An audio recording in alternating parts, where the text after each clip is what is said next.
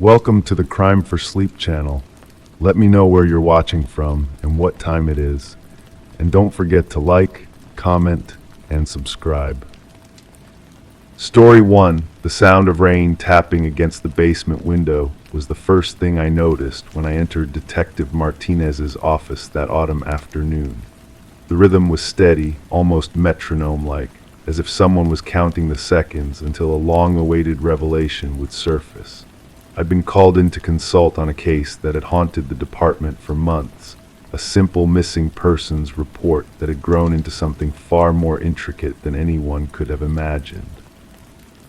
I settled into the chair across from her desk, watching as she methodically spread out photographs across the worn wooden surface. Each image felt like a piece of a puzzle that refused to be solved. A suburban house, unremarkable at first glance, a basement wall, slightly bulging and discolored, and then a hand-drawn sketch of a door that shouldn't exist. Jeffrey Caldwell disappeared on June 3rd, Martinez began, her voice carrying the weight of someone who'd spent too many sleepless nights with these details. He bought the house on Oakmont 3 weeks before vanishing. The neighbors barely knew him, but they remembered his excitement about the renovation project. I picked up one of the photographs, a realtor's listing shot of the property. Neatly trimmed hedges, a white picket fence, the kind of house that would have multiple offers within hours of hitting the market. Nothing suggested the secrets it harbored within its walls. The investigation had started routinely.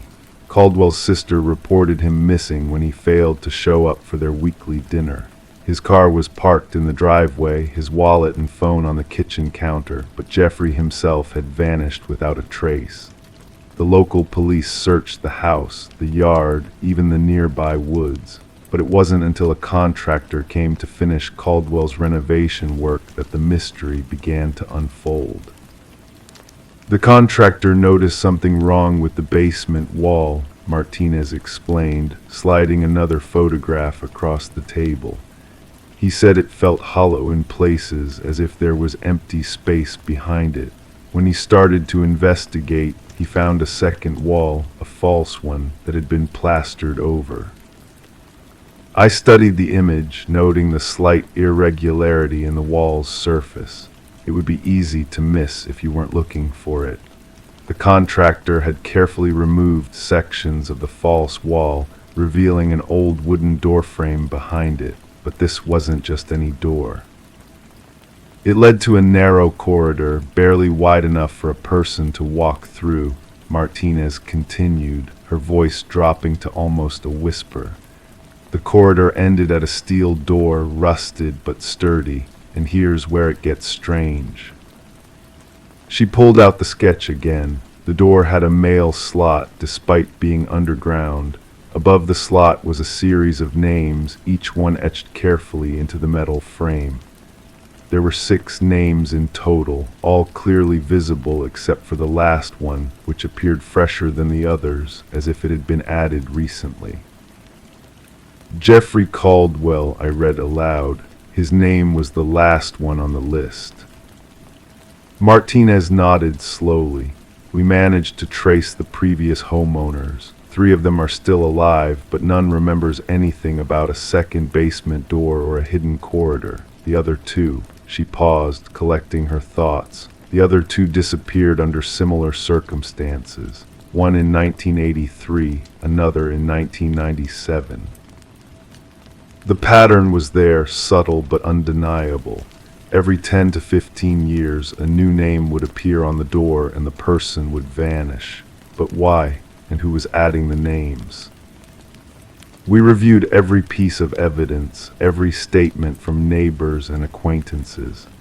Caldwell was described as friendly but private, someone who kept to himself. He'd mentioned to a neighbor that he found something interesting while starting his renovation, but he never specified what it was. The door itself is fascinating, Martinez said, pointing to a close-up photograph. The lock mechanism is complex, far more advanced than anything from the period when the house was built. And those names, they're not simple etchings. They're precisely engraved as if done by machine. I examined the image of the door more closely. The mail slot seemed an odd feature for an underground passageway. Why would anyone need to deliver mail to a hidden basement corridor, unless it wasn't for mail at all? The investigation led us to old property records, architectural plans, even local urban legends, but nothing explained the door's existence or its purpose. The corridor itself was photographed extensively before being sealed for evidence. It was constructed with remarkable precision, the walls perfectly smooth and uniform. What's even stranger, Martinez added, is that the corridor leads nowhere. The steel door is a dead end. Behind it, there's just solid earth. We had the entire area scanned, no other passages, no hidden rooms, just that one corridor ending in a locked door. The afternoon light was fading now, casting long shadows across the office. Outside, the rain had intensified, its rhythm more insistent. I found myself thinking about patterns in life, in crime, in the strange ways that history repeats itself. "There's one more thing," Martinez said, pulling out a final photograph. It showed the interior of the steel door as seen from the corridor side. There, on the inside of the door, was another list of names. But these names were different. They appeared to be crossed out, as if something or someone had completed its business with them. The crossed-out names matched the previous homeowners who had disappeared, along with two other names we hadn't encountered before. Jeffrey Caldwell's name was there too, halfway between the list of completed names and the fresh engravings on the frame. "It's as if the house itself is tracking something," I said, the words feeling inadequate even as I spoke them. Martinez leaned back in her chair, exhaustion evident in her posture. "We've analyzed the engravings, the metal composition, even the type of door it is. Everything points to it being installed around 1972, which means it predates the first disappearance by 11 years. The case remained officially open, though the investigation had hit a wall. No bodies were ever found, no clear motive established. The house was sold to another buyer after sitting on the market for months, a couple from out of state who had no knowledge of its history. They were advised to leave the sealed corridor undisturbed. But I can't help wondering about that door, about the names still etched into its frame, waiting for their turn, about the mail slot that was never meant for mail, about the precision with which everything was constructed as if someone or something had planned this decades in advance. Sometimes, late at night, I think about driving by the house on Oakmont. I wonder if the new owners have noticed anything strange. I wonder if somewhere in that basement, another name is waiting to be added to the list. I wonder if Jeffrey Caldwell knew, in those final moments before he disappeared, what he had truly discovered behind that false wall. The rain outside my window still falls with the same steady rhythm, counting down to something I can't quite grasp. And in the quiet spaces between each drop, I swear I can hear the faint echo of a mail slot opening and the soft scratch of metal being engraved with a new name. Story 2, the apartment was cheap for a reason, but no one told her why. While repainting, she noticed strange indentations on the drywall, deep, uneven, and too small for adult teeth. A neighbor finally told her, "You're the first one they've let stay." I remember the cool autumn air that nipped at my fingers as I sifted through the cold case files in the precinct's basement archives. Fluorescent lights buzzed overhead, flickering occasionally, casting shadows that danced across the yellowed papers. The folder marked Unit 4B, April 2019, felt peculiar in my hands, thicker than most, weighted with something more than just paper. She was a preschool teacher, Sarah Miller, 28 years old, with auburn hair that caught the light in her social media photos like spun copper. In the spring of 2019, she'd moved into the corner street apartments, drawn by the suspiciously low rent. She loved the high ceilings, the crown molding, the way sunlight filtered through the old windows. What a bargain, she'd told her mother. What luck.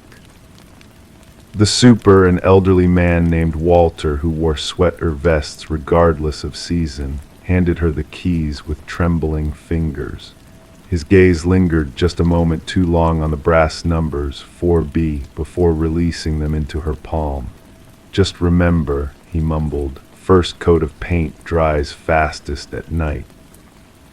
The file contained Sarah's journals, recovered weeks after the incident. The pages smelled faintly of lilac perfume. Her neat handwriting documented those first days with meticulous detail, how she decided to paint the bedroom walls a soft lavender, how she'd hummed while working, how the brush had first caught on something irregular in the drywall. I can picture her there in denim overalls speckled with paint, pausing mid-stroke. She'd run her fingers over the indentations, no larger than a child's mouth, pressing against them as if reading Braille. There were 27 marks in total, scattered across the east wall at various heights. Some were barely visible, others deep enough to catch shadows during sunset. It was the neighbor, Mrs. Chen, who finally answered Sarah's questions. They'd met in the laundry room, the mechanical rhythm of the dryers a steady backdrop as Sarah described her discovery. Mrs. Chen had been folding white towels, her movements suddenly stilling. "You're the first one they've let stay," she'd whispered, eyes fixed on the concrete floor. "The other tenants, they never lasted more than a week." The file contained police interviews, photos, floor plans. Each previous tenant had left suddenly, often in the middle of the night, leaving possessions behind. The building's management had never advertised the vacancy. Somehow people just found it.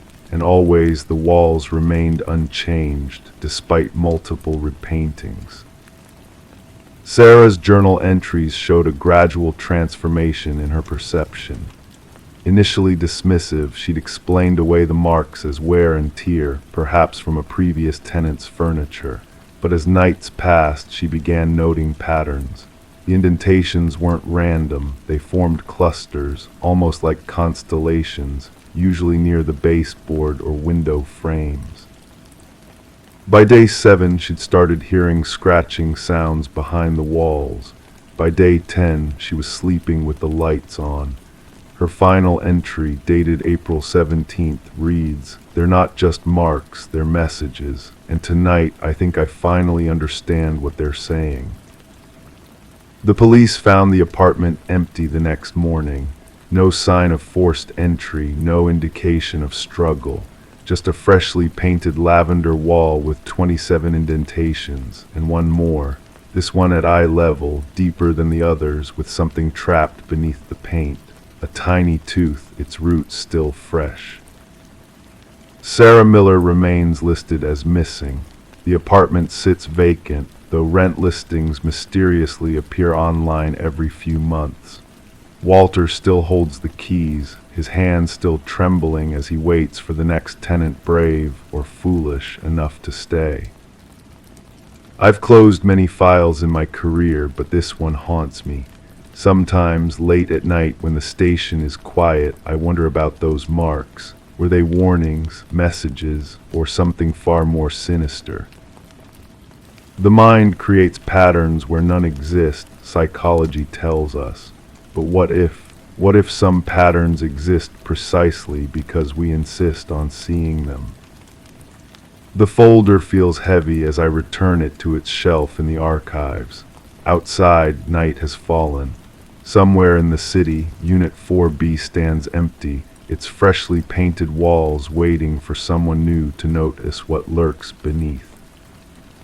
Story 3, she bought the monitor for peace of mind, but it started showing a room she didn't recognize, a different crib, different wallpaper. Sometimes it caught movement, a shadow passing. a lullaby whispered by someone she couldn't see, but sounded like her. I still remember the first time I held that baby monitor in my hands. The box was crisp, untouched, promising crystal clear video and unmatched range. Sarah, my wife, had insisted on getting the top-of-the-line model. For our little Emma, she'd said, her hand resting protectively on her swollen belly. We need to be able to see her from anywhere in the house. The nursery we'd spent months preparing was bathed in soft yellow light that evening. Winnie the Pooh wallpaper covered the walls, each character frozen in cheerful poses. The crib stood in the corner, a simple white wooden structure with Emma's name carved delicately into the headboard. Everything was perfect, down to the matching dresser and rocking chair where Sarah had already spent countless hours with her pregnancy books. We installed the monitor 3 days after bringing Emma home from the hospital. The setup was simple enough, just mount the camera, connect to Wi-Fi, and download the app. I tested it immediately, walking from room to room with my phone, watching the steady feed of our daughter sleeping peacefully in her crib. But it was on the 4th night that things changed. I'd always been a light sleeper ever since Emma was born. Every little noise woke me, the creak of the house settling, the distant hum of traffic. That night around 3 a.m., I thought I heard something different through the monitor. Not crying, but something else. A soft singing, barely audible above the white noise machine we'd placed in the nursery. Reaching for my phone, I opened the monitor app. The screen flickered to life and my heart stuttered. The image on my phone wasn't our nursery. The walls were painted blue instead of yellow, and where Winnie the Pooh should have been, there were elephants dancing across the wallpaper. The crib was different too, dark wood instead of white, positioned on the opposite side of the room. I sat up in bed staring at the screen. The camera angle was identical to ours, as if someone had installed an exact replica in another house. But that wasn't possible. We bought the monitor brand new, with factory-sealed packaging. Then I saw movement. A shadow passed across the crib, too quick to make out clearly. The singing grew louder, a familiar lullaby I'd heard Sarah hum countless times during her pregnancy. But Sarah was asleep beside me, her breathing deep and steady. I switched to our video screen, the one physically connected to our monitor. There was Emma, safe in her yellow nursery, sleeping soundly. But on my phone, the blue room persisted. I watched for several minutes as something moved around that other nursery, picking up toys, straightening blankets, always just out of frame. That's when I heard it, a woman's voice, soft and comforting, singing the words clearly now. "Hush, little baby, don't say a word." It was Sarah's voice, not similar to it, but identical. The same inflections, the same slight rasp when she held certain notes too long. I shook Sarah awake, my hands trembling. She squinted at my phone, then at me, confusion etched across her face. "That's not our nursery," she whispered. "What's going on?" We spent the next hour testing the monitor, switching channels, reconnecting to Wi-Fi, but the blue room remained on the app. Sometimes it was empty. Sometimes we'd catch glimpses of movement, always at night, always when we were alone with our thoughts. The next morning, I contacted the manufacturer. They blamed interference, suggested we change the frequency. We did, with no result. That night the blue room appeared again. This time I saw a hand reach into the crib, a woman's hand with the same wedding ring Sarah wore. We took the monitor back to the store, exchanged it for a different brand. For 2 nights everything was normal. Then on the 3rd night the blue room returned. Different monitor, same interference, the same singing voice, the same shadow that moved just like Sarah did when she checked on Emma. I started researching, diving deep into forums about electronic interference and paranormal activity. Most threads led nowhere: ghost stories, urban legends, tech support complaints, but one post caught my attention. A year-old thread from someone claiming their baby monitor had shown another nursery too. Blue walls, elephant wallpaper, a woman who sang lullabies at night. The original poster never followed up, never updated what happened. Their account had been inactive for months. One night, 3 weeks after the blue room first appeared, I heard Emma crying. Sarah was downstairs finishing dinner, so I headed to the nursery alone. As I walked down the hallway, I glanced at my phone out of habit. The monitor app was open. The blue room was dark this time, but something was different. There was a note taped to the crib, just visible in the dim light from the hallway. I squinted at the screen, trying to make out the words. "Stop watching, let her sleep." The next morning, we disconnected the monitor entirely. We went old school, a simple audio monitor without Wi-Fi, without apps. Simple but reliable. For a week, nothing happened. Sarah started smiling again, the tension lines around her eyes fading. But last night I heard it again. The lullaby, Sarah's voice, but not Sarah, coming from our daughter's room. I walked down the hallway past the disconnected monitor still sitting on the dresser. Emma was awake, sitting up in her crib, reaching toward something I couldn't see. The room smelled faintly of perfume, Sarah's perfume. "Mama," Emma said, clear as day, her first word. But Sarah was still downstairs. We moved last month, a new house, new city. We left that monitor behind, never wanting to see it again. But sometimes, in the quiet moments before dawn, I still hear that lullaby. Sarah swears she does too.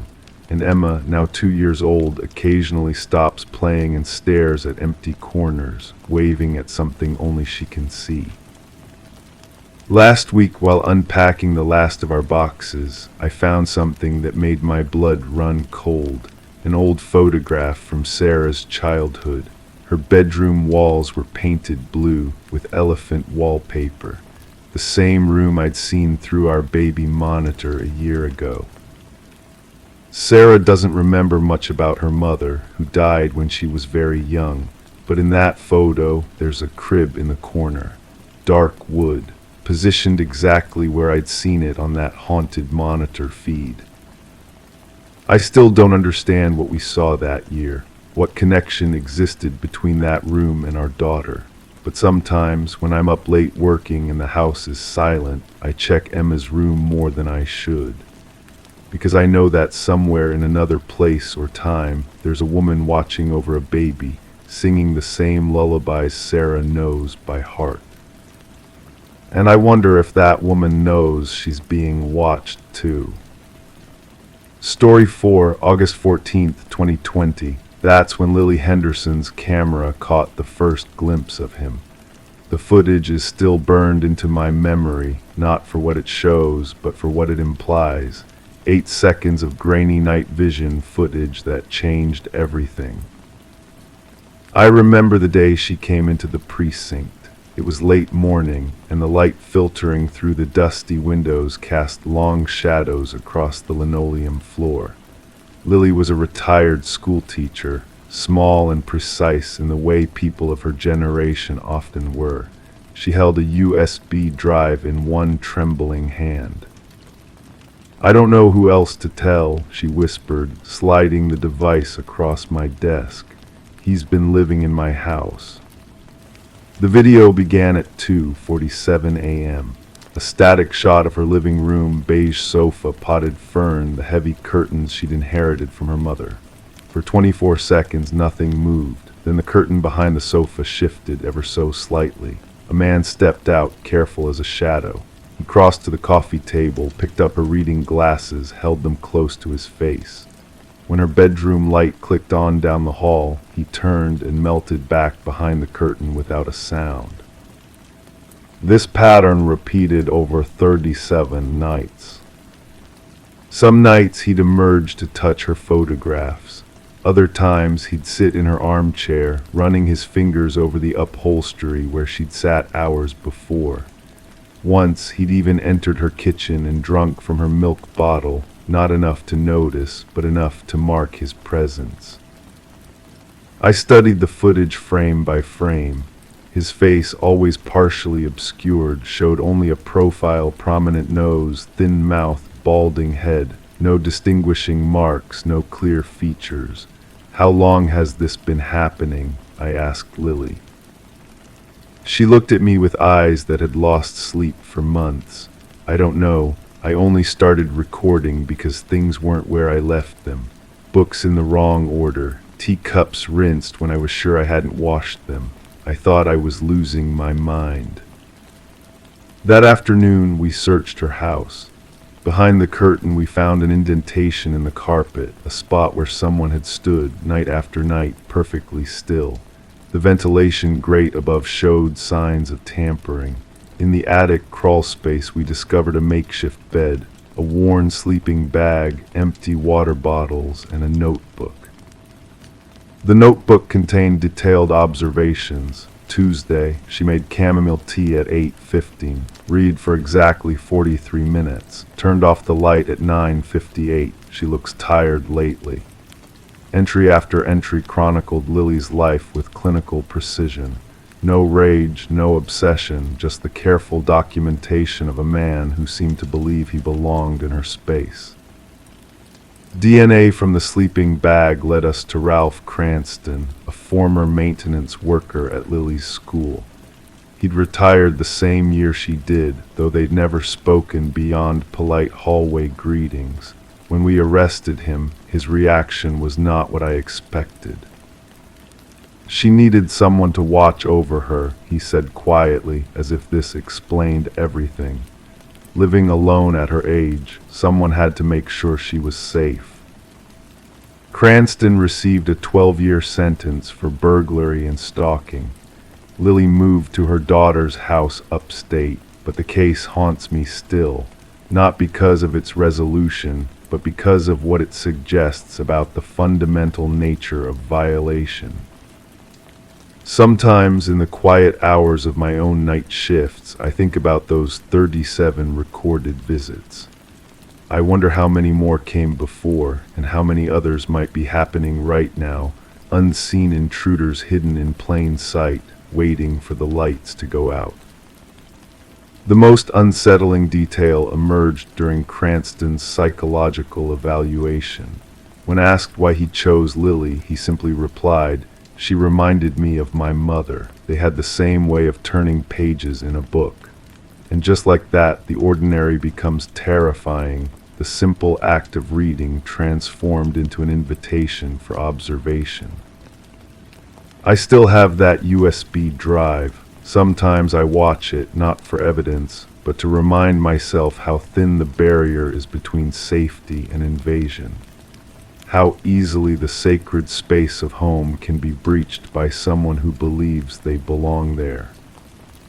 Every now and then I'll find myself checking behind my own curtains before bed, studying the subtle indentations in my carpet.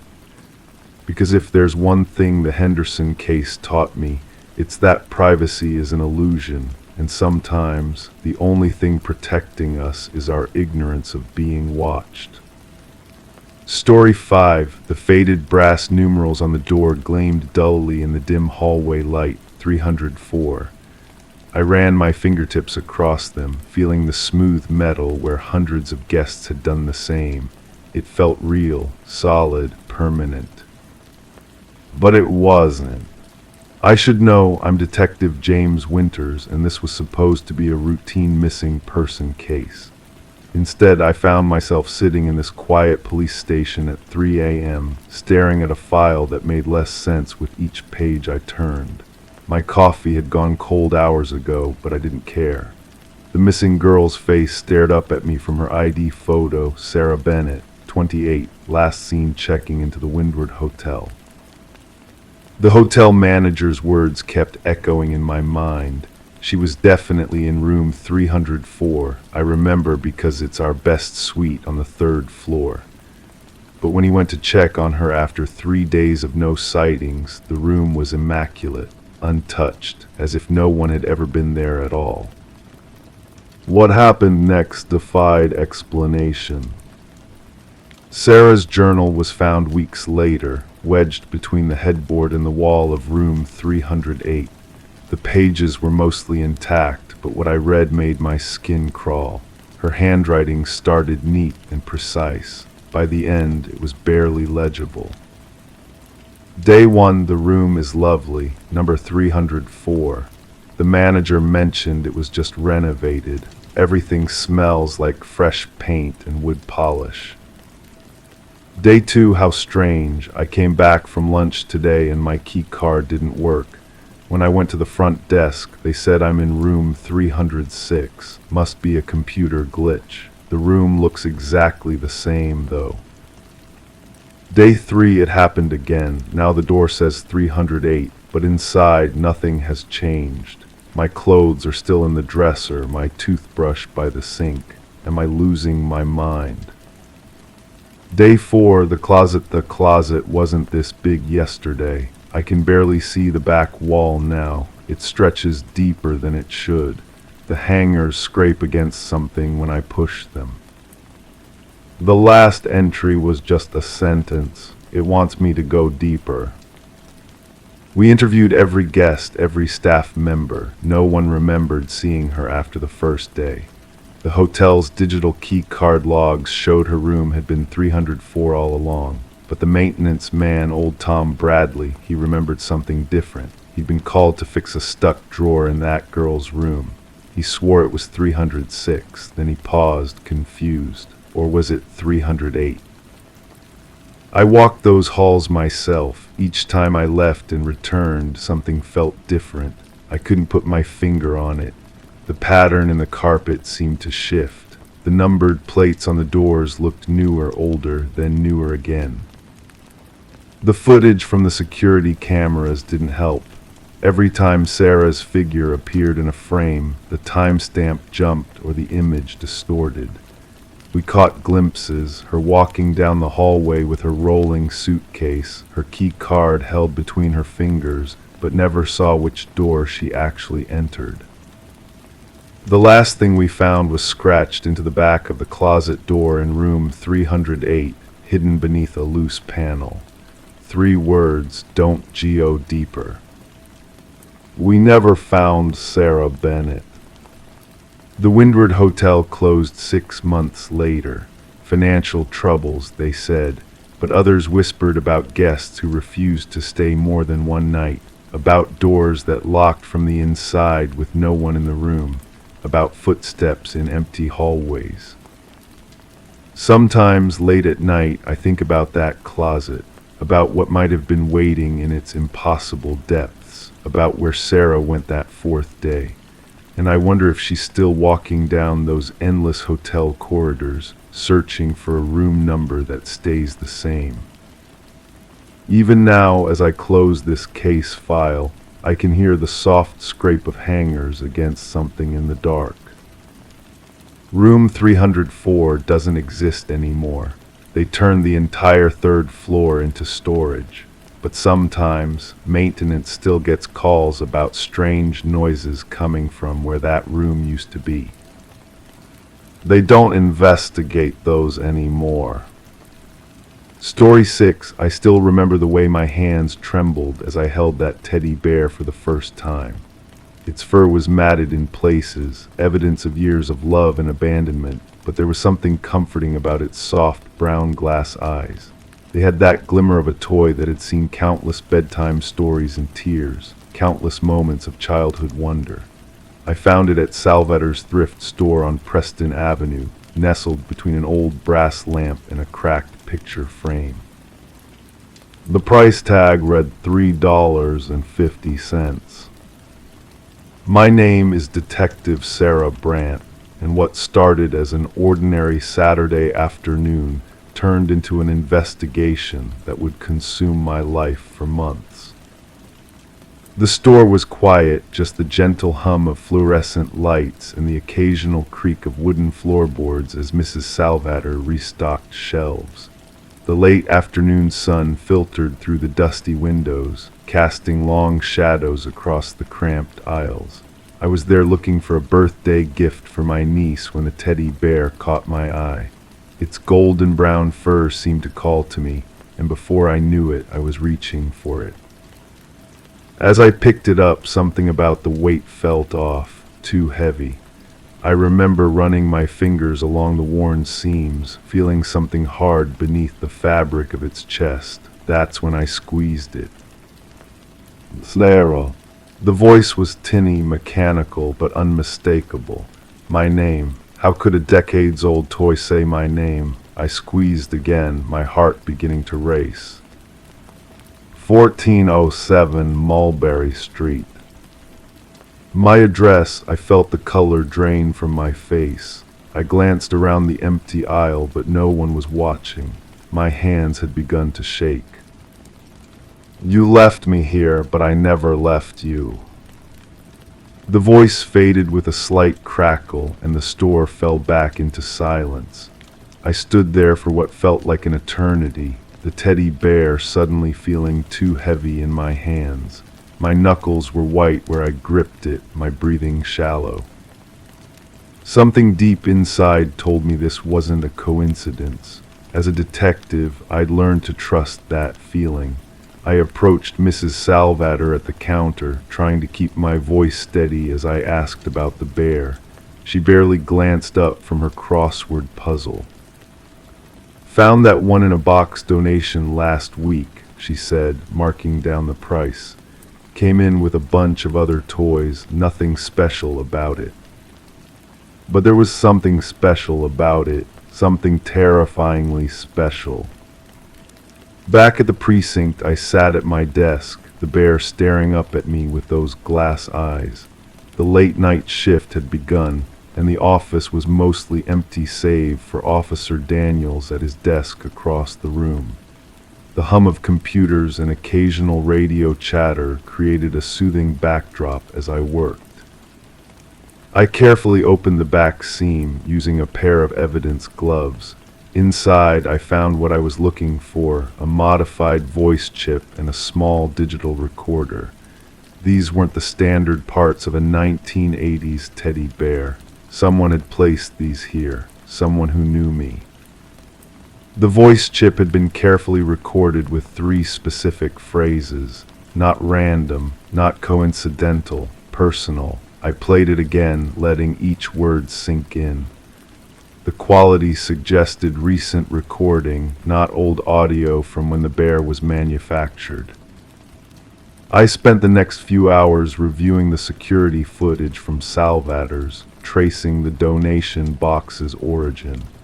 It had come from an estate sale 2 towns over, but the paper trail ended there. The seller had paid in cash, leaving no contact information. As night fell, I took the bear to our tech department. Alex Chen, our forensic specialist, examined it under bright halogen lights, her brow furrowed in concentration. She worked methodically, photographing every detail before carefully extracting the voice chip. This is custom work, she whispered, pointing to the circuit board. Professional. Whoever did this had access to specific tech, not your average DIY project. I felt a chill run down my spine. This wasn't random. This wasn't a prank.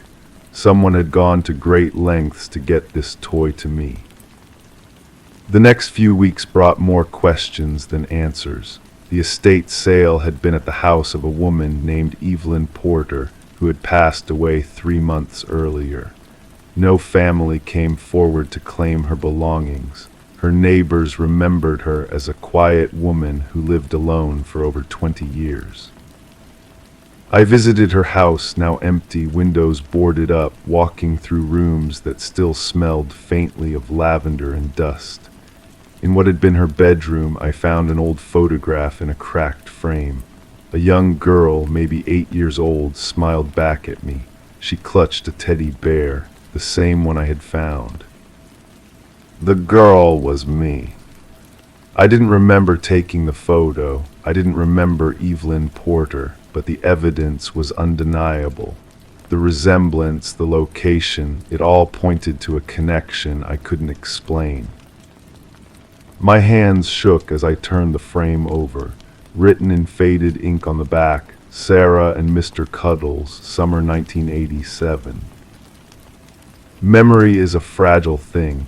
As I dug deeper into my own past, fragments began to surface.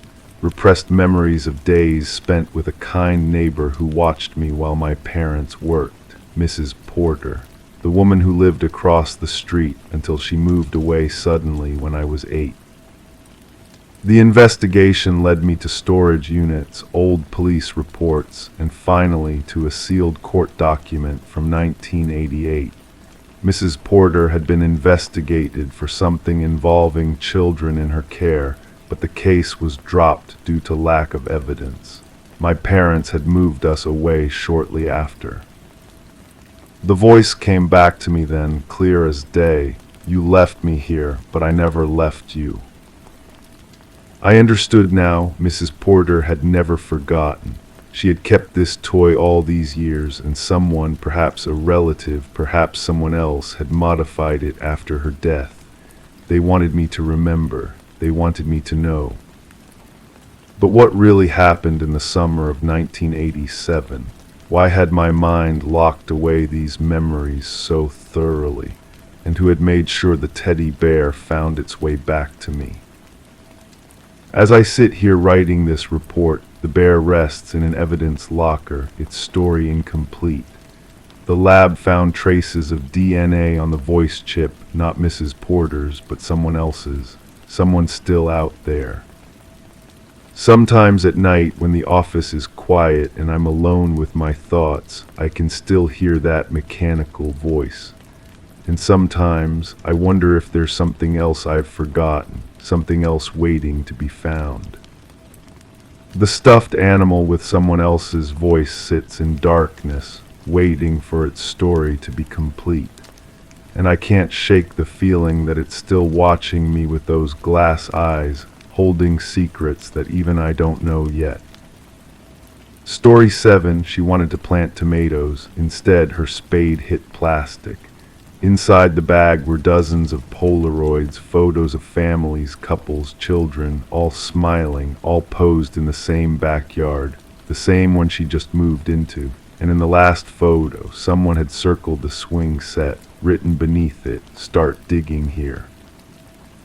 I still remember the sound of that plastic rustling under her spade, a soft, artificial sound that didn't belong in rich earth.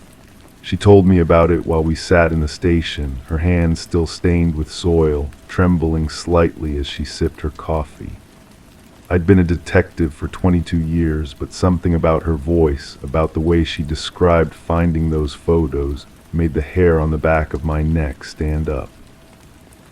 Alice Martin had bought the house on Rosewood Lane 3 weeks earlier. It was a quiet street, lined with sycamores that cast dappled shadows on the sidewalks. The kind of place where neighbors waved from their porches and kids left their bikes out overnight. The house itself was nothing special, a faded blue Victorian with peeling paint and a garden that had gone to seed, but Alice had seen potential. I was planning my first real garden, she told me, her eyes distant. 3 raised beds, heirloom tomatoes, basil, all the herbs I could never grow in my apartment. I started digging right after breakfast. The spade had struck something on the second thrust, plastic, buried about 6 inches deep. She thought it was just trash at first, construction debris, or maybe something left behind by the previous owners. But when she cleared away the dirt, she found a thick plastic bag sealed tight. Inside, the stack of Polaroids. We spread them out on the table in interrogation room 3. The fluorescent light hummed softly above us, casting shadows across the glossy surfaces. There were 47 photographs. Each one showed a different group of people, all smiling, all posed in what was unmistakably Alice's backyard. The swing set was there in every photo, though it looked different over time. In the earliest pictures, it was brand new, bright red paint, white plastic seats. In the later ones, it had rusted, the seats replaced with wooden planks. "Look at the dates," I said, arranging them chronologically. The first was marked 1984, the last 2022. 38 years of photos, Alice whispered, all taken in my yard. But it was the last photo that changed everything. Instead of happy faces, it showed only the empty swing set. Someone had drawn a red circle around it in marker, and beneath it, in careful, deliberate handwriting, "Start digging here." The investigation began slowly. We traced the previous owners of the house going back to the 1980s. The property had changed hands 5 times, but none of the families seemed connected. Each had their own story of why they sold, retirement, job transfer, divorce. Nothing unusual, nothing that raised red flags. I visited some of the people from the photographs. Mary Colbert, who posed with her husband and 2 children in 1986, now lived in a retirement community across town. When I showed her the photo, she smiled at first, then frowned. "I don't remember anyone taking this," she said, her finger tracing the outline of her younger self. "We were just in the backyard having a barbecue. The house next door was vacant at the time." The pattern repeated with others. The Hendersons from 1992, the Santos family from 1998, none remembered posing for the photos. Each thought it was just a normal day in their backyard. Each mentioned that the house next door was empty during their time there.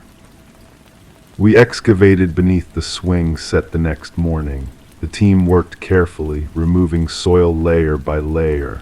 I watched from the sidelines, the morning dew soaking through my shoes. Alice stood beside me, wrapped in a blanket despite the warm spring day. At 3 feet down, they found the first box.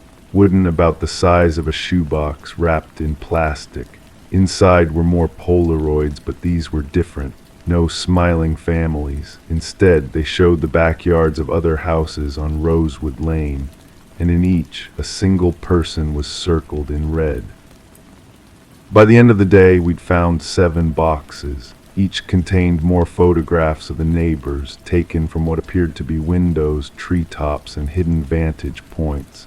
Some had notes written on the back, addresses, schedules, observations, leaves for work at 7:45, garden on Saturdays, children play outside after 3:30.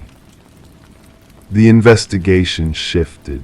We weren't just looking at the property Alice had bought, we were looking at the house next door.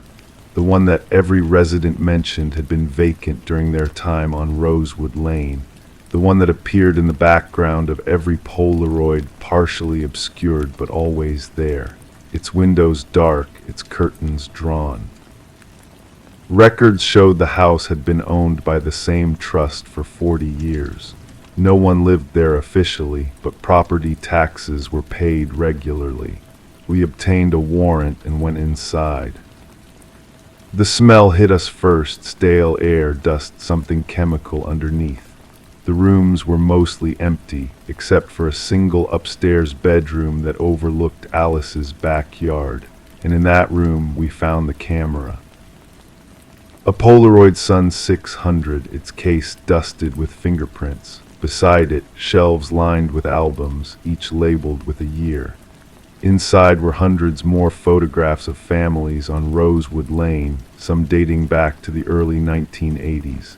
And next to the window, an old tripod, perfectly positioned to capture the backyard next door. We traced the trust to a man named Walter Green, who died 5 years earlier. His medical records showed he'd been a photographer, obsessed with documenting family life on Rosewood Lane. His notes revealed he'd watched the residents for decades, never making contact, just observing and photographing from his empty house. But his journal, found in a fireproof box under the floorboards, told a darker story. He wrote about feeling invisible, about how the families he watched were living the life he'd always wanted but could never have. He wrote about his plan to be remembered, to leave something behind that would finally make people notice him. The final entry was dated 3 months before his death. I've buried the first set under the swing set. When someone finds them, they'll have to see. They'll have to understand what it means to be watched, to be studied, to be preserved in time. We closed the case after 6 weeks. No crime had been committed, at least none we could prosecute. Walter Green had watched and photographed his neighbors without their knowledge, but he'd never harmed anyone. The Polaroids were evidence of an obsession, a loneliness so profound it had consumed his entire life. Alice sold the house 3 months later. She couldn't stay, she said, knowing someone had been watching all along. The new owners tore out the garden, removed the swing set, and completely remodeled the yard. But sometimes when I drive past on my rounds, I still look up at that empty house next door. And I wonder if Walter Green ever realized that in his desperate attempt to be seen, to be remembered, he'd made himself invisible to the very people he'd spent his life observing. The last Polaroid is still in our evidence locker. It's the one Alice found at the bottom of the stack, a photo of the swing set with the message scrawled beneath. But what she didn't see, what we only noticed later under UV light, was something written faintly on the back. Now you're in the frame too. They say houses hold memories, but sometimes they hold obsessions. And sometimes an innocent garden can hide the remnants of someone's lifetime spent just watching, just waiting to be seen. Story 8, I didn't think much of it when I first started looking into the case. The manila folder felt light in my hands, almost insignificant compared to the weight of homicides and robberies that usually crossed my desk. But it's the seemingly mundane cases that tend to unravel the most unsettling truths. The building at 415 Harbor Street stood like 1,000 others in the city, red brick, 5 stories, unremarkable. Samantha Hayes had called the precinct on a Tuesday morning. There was something peculiar about her voice on the phone, calm, measured, but with an undercurrent of something I couldn't quite place. She discovered something in her apartment building's mailroom log that troubled her deeply. I'd met dozens of people like Samantha during my years on the force. Young professionals, usually in their late 20s or early 30s, working long hours and rarely getting to know their neighbors. She'd moved into apartment 3B in December 2022, drawn by the reasonable rent and proximity to downtown. For 13 months, she'd followed her daily routine, work, gym, sleep, repeat, never thinking to examine the building's administrative records. The day before she called us, a power outage had forced all tenants into the lobby. While waiting for the electricity to return, Samantha had wandered into the mailroom. Out of boredom, she'd flipped through the thick logbook where the building manager recorded incoming packages and outgoing mail. That's when she noticed it. 4 names were listed under apartment 3B, hers and 3 others. The second name caught her attention immediately, Sarah Waters. Sarah's name appeared in the log every week with a signature that looked disturbingly like Samantha's own handwriting.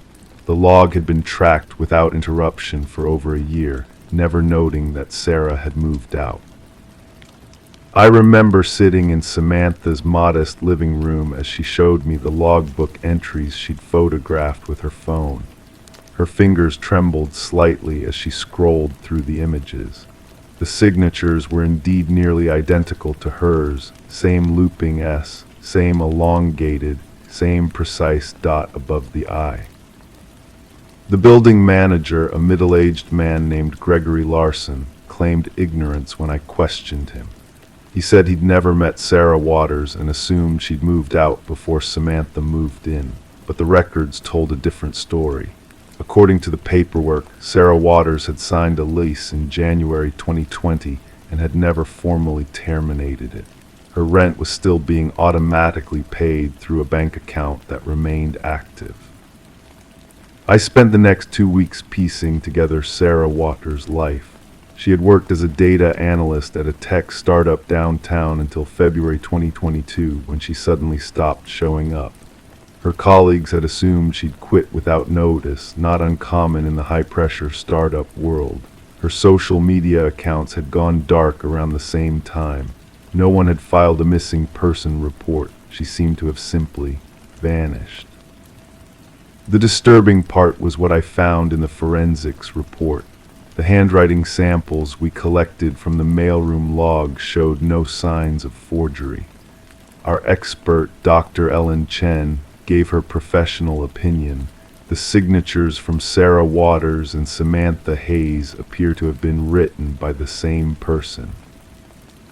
When I confronted Samantha with this information, her reaction was not what I expected. There was no anger, no defensiveness, just a profound weariness that seemed to age her before my eyes. She stood up, walked to her bookshelf, and retrieved a leather-bound journal. "I had to write it down," she said softly. "I couldn't keep it in my head anymore." The journal contained a carefully documented account of Sarah Waters' final months in apartment 3B. Samantha had written it all. Sarah's growing paranoia about the building, her belief that someone was entering her apartment when she wasn't home, the mysterious packages she received but never ordered. And then on February 14, 2022, the entry that changed everything. Sarah Waters doesn't exist anymore, but someone has to keep paying the rent. Someone has to maintain the fiction, because if she truly disappears, they'll come looking, and they'll want to know what's buried in the walls of 3B. The case led us to an extensive investigation of the Harbor Street building. Behind the ordinary-looking red brick facade, we discovered a network of hidden passages and surveillance equipment. The building owner, a reclusive developer named Marcus Holloway, had been running an extensive identity theft operation from the property for years. Sarah Waters was just one of many whose identities had been systematically harvested and replicated. We never found Sarah's body. What we did find was a sophisticated system where tenants' mail, signatures, and personal data were methodically collected and used to create duplicate lives that existed only on paper and in digital footprints. Samantha Hayes, it turned out, had a gift or a curse. She had developed what psychologists call dissociative identity fragmentation after discovering the truth about her apartment's history. She'd created the alter ego of Sarah Waters as a way to protect herself from what she'd uncovered in the building's walls. The case was closed with multiple arrests, but questions lingered. The signatures on those mailroom logs remain a mystery that science cannot fully explain. Sometimes, when I drive past that red brick building on Harbor Street, I wonder if Sarah Waters still signs for her mail every week. The mind is a remarkable instrument of protection. Sometimes it creates walls we can't see, barriers that shield us from truths too terrible to confront. And sometimes those walls become prisons of our own making. As I packed up the case file and placed it in the archives, I couldn't shake the memory of Samantha's words. Who are we when we're not ourselves? And who decides which version of us is real? The mailroom log from 415 Harbor Street still exists, preserved as evidence. Every week, without fail, 2 signatures appear under apartment 3B, and they both look exactly the same. Story 9. Behind a row of books in the attic, she found a small, square safe bolted to the floor. No keypad, no dial, just a keyhole and a note inside the drawer below it. If you open this, don't look directly at it. The floor creaked beneath my weight as I climbed the rickety attic stairs, my leather notebook spine pressing reassuringly against my rib cage. 3 weeks had passed since Emily Hartman disappeared from this Victorian house on Sycamore Street, and every lead had grown as cold as the December air seeping through the rafters. The musty scent of forgotten memories hung heavy as I pushed open the attic door, its hinges groaning like whispered confessions. Emily's mother had mentioned the safe during her third interview, her fingers trembling around her coffee cup. She'd never seen it herself, but Emily had told her about it shortly before vanishing, something about discovering a small metal box while sorting through her dead father's belongings. The words had seemed insignificant then, lost in the fog of a grieving mother's rambling recollections. Now, standing in the dim light of a single naked bulb, I wondered if I should have paid closer attention. Dust motes danced in the narrow beam of my flashlight as I searched methodically through the cluttered space. Cardboard boxes labeled in fading marker ink, Christmas decorations, baby clothes, Dad's office stuff formed crooked towers against the sloped walls. The floorboards moaned with each careful step, protesting decades of silence broken by my presence. It was behind a row of National Geographic books, their yellow spines darkened with age, that I found it. A safe, no bigger than a microwave, its dull gray surface pockmarked with rust. No modern features, just a weathered keyhole surrounded by a brass plate tarnished to an alien green. My gloved fingers brushed the cold metal, and I noticed something peculiar. Unlike everything else in the attic, the safe had been wiped clean of dust. Beneath it, a drawer had been built into the floor, so perfectly hidden that I might have missed it entirely if not for the slight outline catching my flashlight beam. Inside, a single sheet of yellowed paper, its edges brittle with age. The writing was neat, precise, each letter formed with mathematical precision. If you open this, don't look directly at it. The note meant nothing to me then, just another cryptic element in a case that had already consumed too many sleepless nights. But as I carefully photographed the scene, I noticed something that made my pulse quicken. The dust patterns in the drawer suggested the note had been placed there recently, perhaps within the last month. I spent the next 3 hours documenting every detail, my pen scratching softly against paper. The safe measured 18 inches square, bolted through the floorboards with steel brackets that showed signs of professional installation. No manufacturer's markings, no serial numbers, just that keyhole and the warning note below. Back at the station, I dove into property records, construction permits, anything that might explain the safe's presence. Emily's father had purchased the house in 1987, inherited from a distant aunt who lived there alone for 40 years. No records of safe installation, no locksmith receipts in the family's financial documents.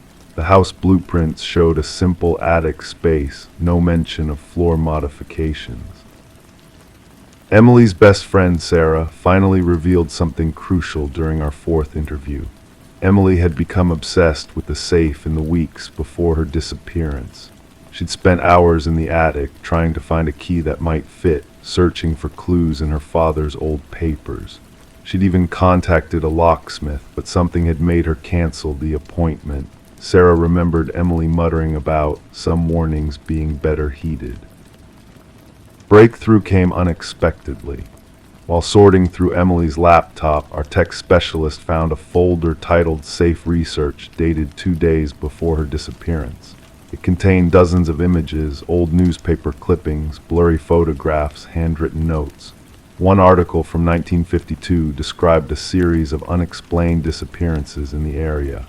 Another showed a police sketch of a man seen around the properties before the disappearances, properties later found to contain hidden safes. The most chilling discovery was an email draft, unsent, addressed to no one. I think Dad knew the way he avoided the attic, the way he'd changed the subject whenever anyone mentioned the old house. The safe doesn't belong to us. It's older than the house, older than the neighborhood. There's something inside that wants to be found but shouldn't be seen.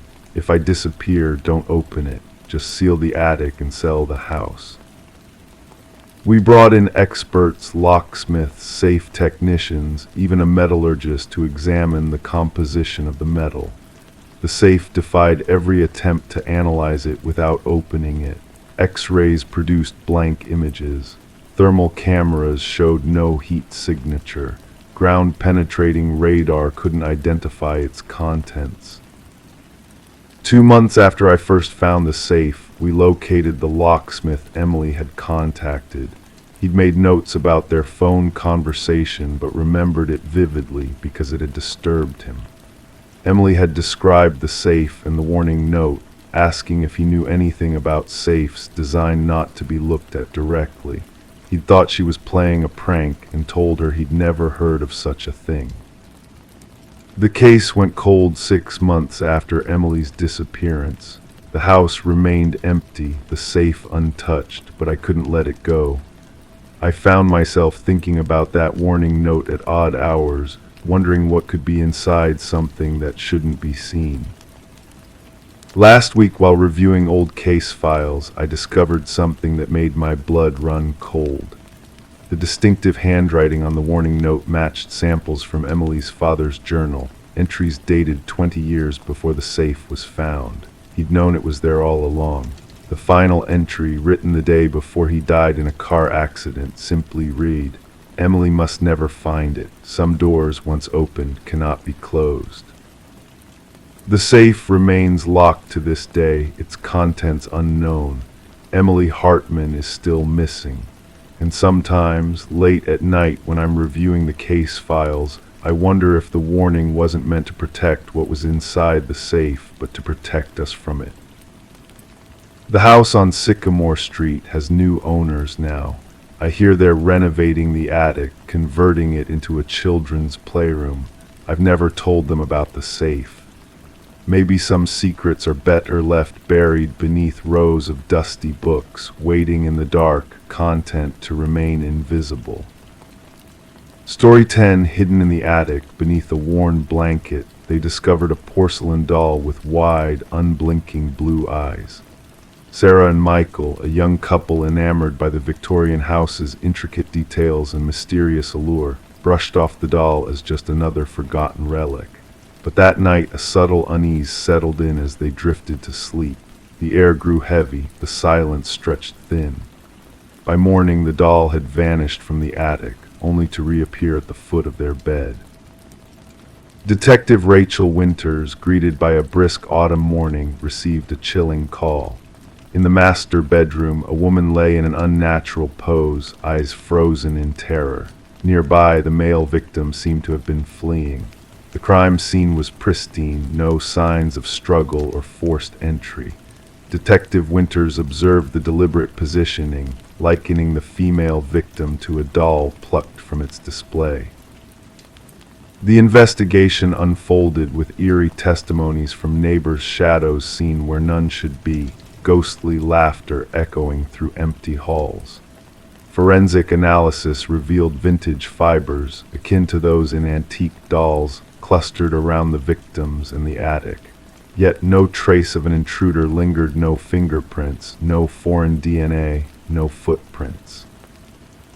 Delving into the house's history unveiled a haunting pattern, past owners meeting mysterious fates, paranormal whispers, and unexplained phenomena. A newspaper clipping hinted at a tragic past the doll maker and his daughter, shrouded in suspicion.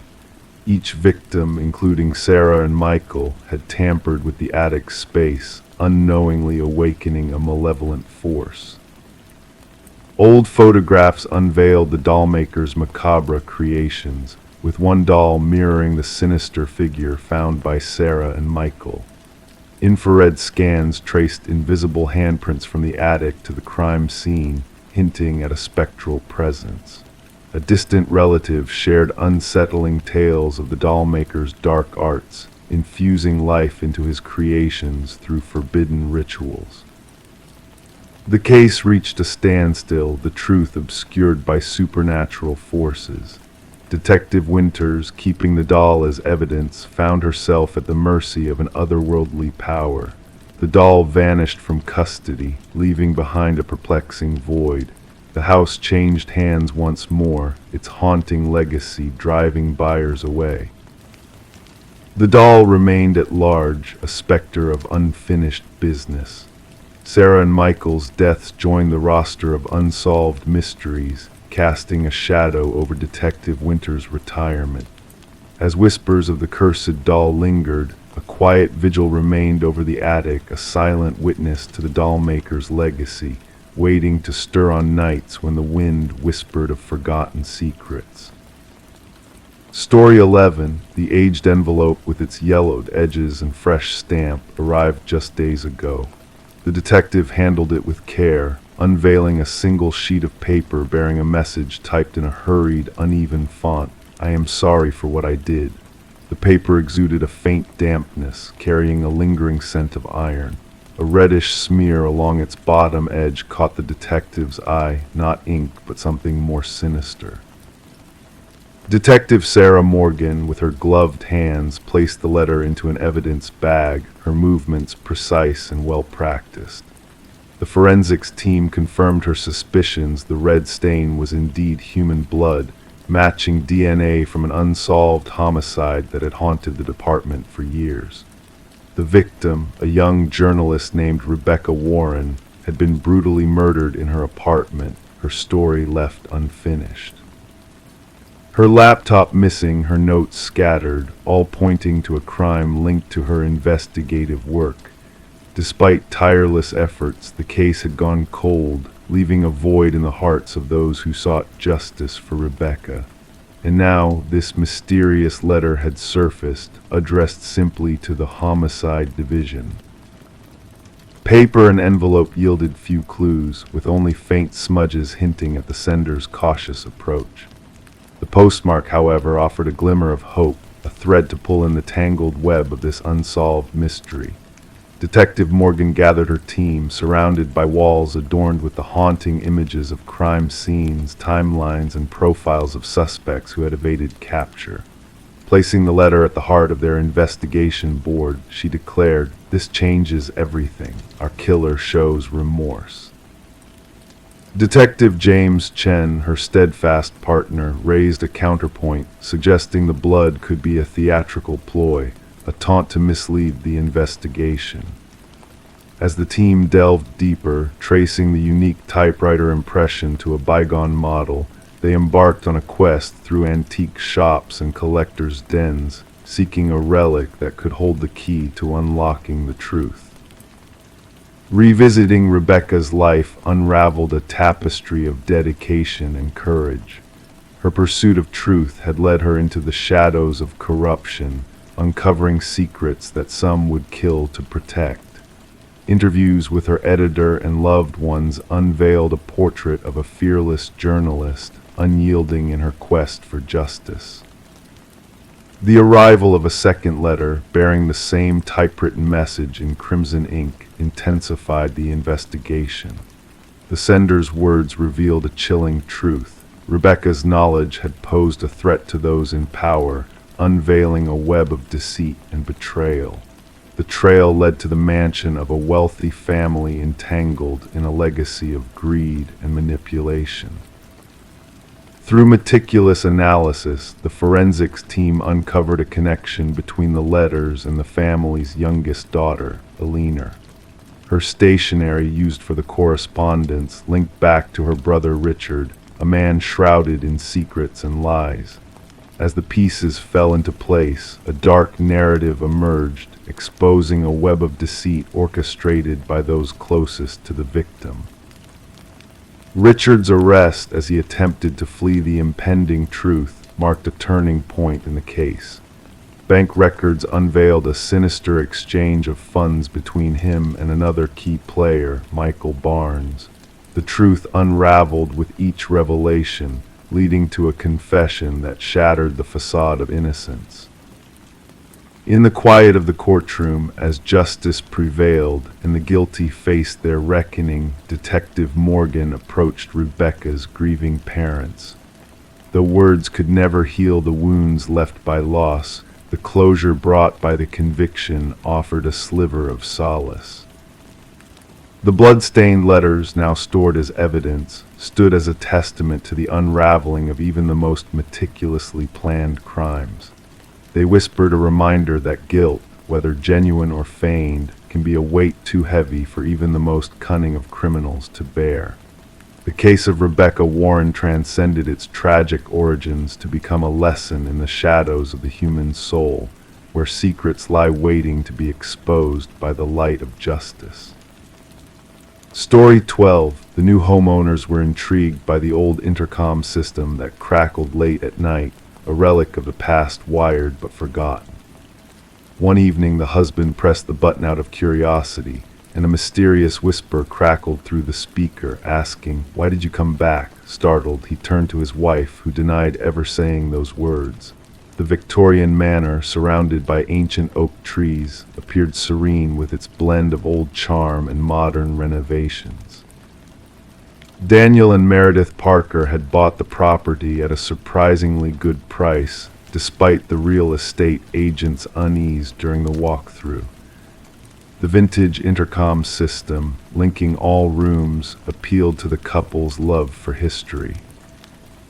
Detective Sarah Reeves arrived at the manor in her unmarked car, the gravel crunching beneath her tires. The call reported a possible break-in, but the dispatcher's tone hinted at a deeper mystery. Daniel met her at the door, looking pale under the porch light. He led her inside, explaining how the strange occurrences began with the intercom's static, whispers, then full sentences that both he and his wife heard. In the living room, Meredith sat tense, holding a mug she never touched. She revealed they found a hidden journal behind a wall while expanding the kitchen pantry, written by a previous owner named Alina, who suspected her husband, Vincent, of planning to harm her. The investigation uncovered that Vincent and Alina Blackwood once owned the house. Records indicated Vincent sold it after Alina disappeared without a trace. As the team examined the property, they discovered human remains beneath the garden shed, identified as a woman in her 40s with signs of trauma. A wedding band inscribed with "To Alina, my eternal love" was found among the bones, linking back to the journal's author. Vincent Blackwood, now elderly and in a care facility, confessed to the murder, revealing his elaborate scheme to make it seem like Alina had left him. The trial swiftly ended with Vincent's guilty plea, acknowledging the calculated nature of his crime. Daniel and Meredith, unable to stay in the house's shadow, sold the property after a memorial for Alina in the restored garden. The intercom was removed during renovations by the new owners, who heard eerie whispers and static during the process, attributing it to electrical interference. Detective Reeves revisited the case file, pondering how the house had unveiled its dark secret across time. Vincent's deception was finally exposed thanks to Alina's silent plea for justice. The local law enforcement dubbed it the house that answered back, a reminder of Alina's voice reaching beyond the grave. As Reeves drove by the property, she would slow down, listening for whispers carried on the wind, a haunting echo of the past. Story 13. It started with a pocket dial, just a jumble of static and muffled sounds that almost went unnoticed by the operator. But then, breaking through the chaos, a voice emerged. A woman's voice, filled with urgency and fear, whispered, "He's here." And then silence enveloped the line once more. The number traced back to an old, empty house, a place abandoned for years. There were no signs of forced entry, no disturbances in the stillness. Yet in the kitchen, covered in a layer of dust, there sat a phone on the counter, its screen softly glowing. The call had been placed mere minutes ago. Detective Morgan Reed found herself replaying the haunting whisper on the phone for the fifth time. It lingered in her mind, desperate, terrified, and inexplicable. The abandoned property once belonged to the Sullivan family, who had left after a devastating house fire ravaged the West Wing. No one had resided there since. The caretaker swore that no one had crossed the threshold in years. Background check on the number, Morgan inquired of her partner, Detective Walsh. The answer came back, registered to Catherine Sullivan, the daughter, who had tragically passed away 3 years prior in a car accident. As Morgan gazed at the phone in the evidence bag, the pieces of the puzzle refused to fit together. A deceased woman's phone making calls from a deserted house, how could it be? The dust around the phone was disturbed only in the spot where it sat, as if it had materialized there out of thin air.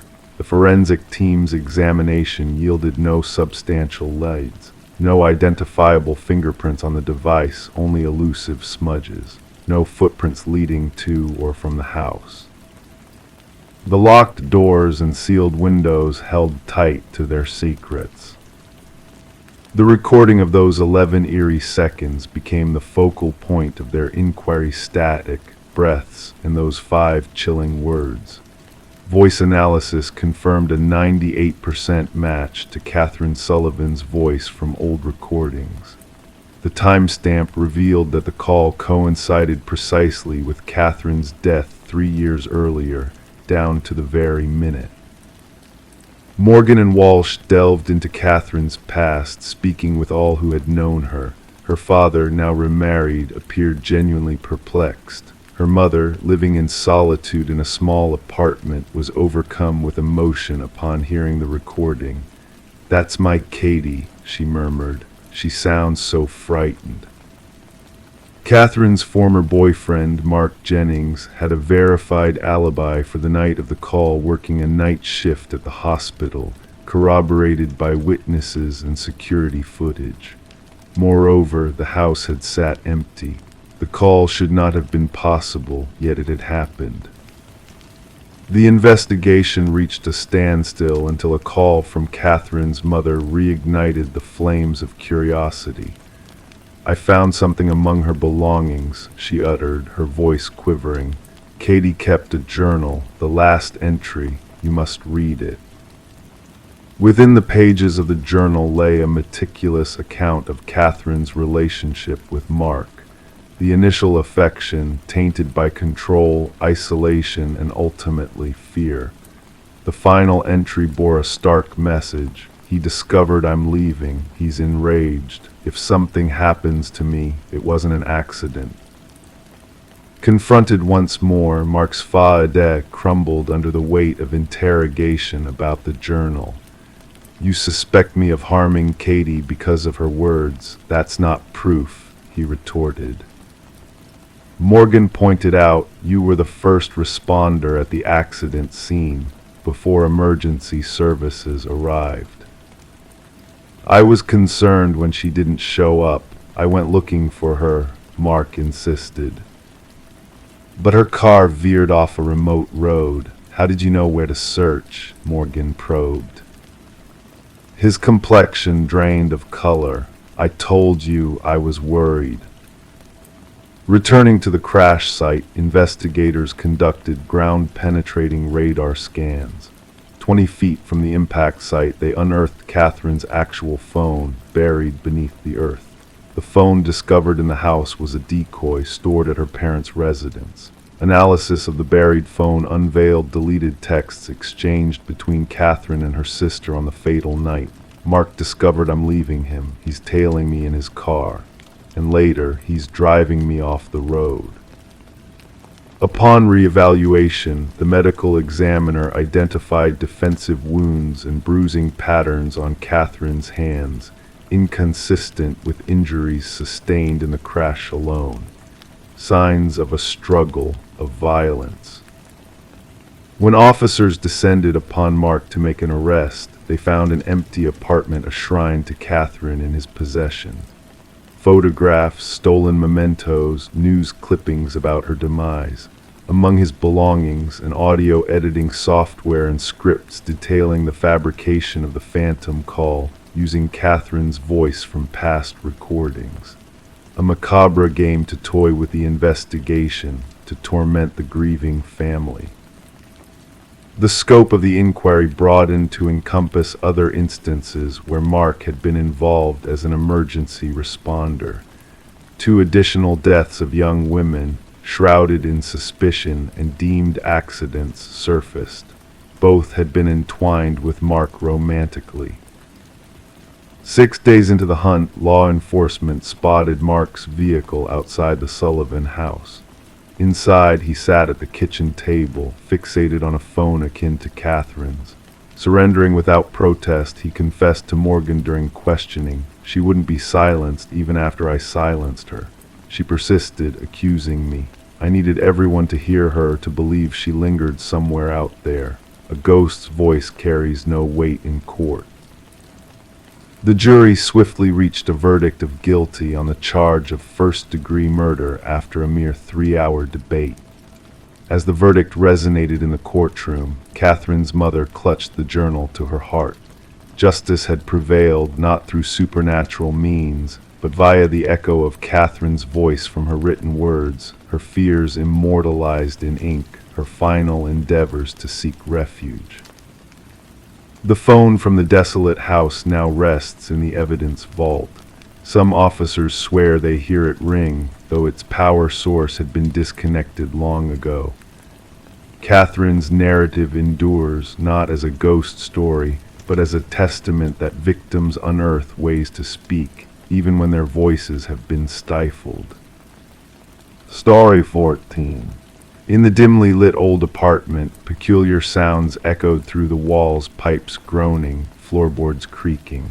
But the new tenant, Sarah, sensed a difference in the rhythm of the noises.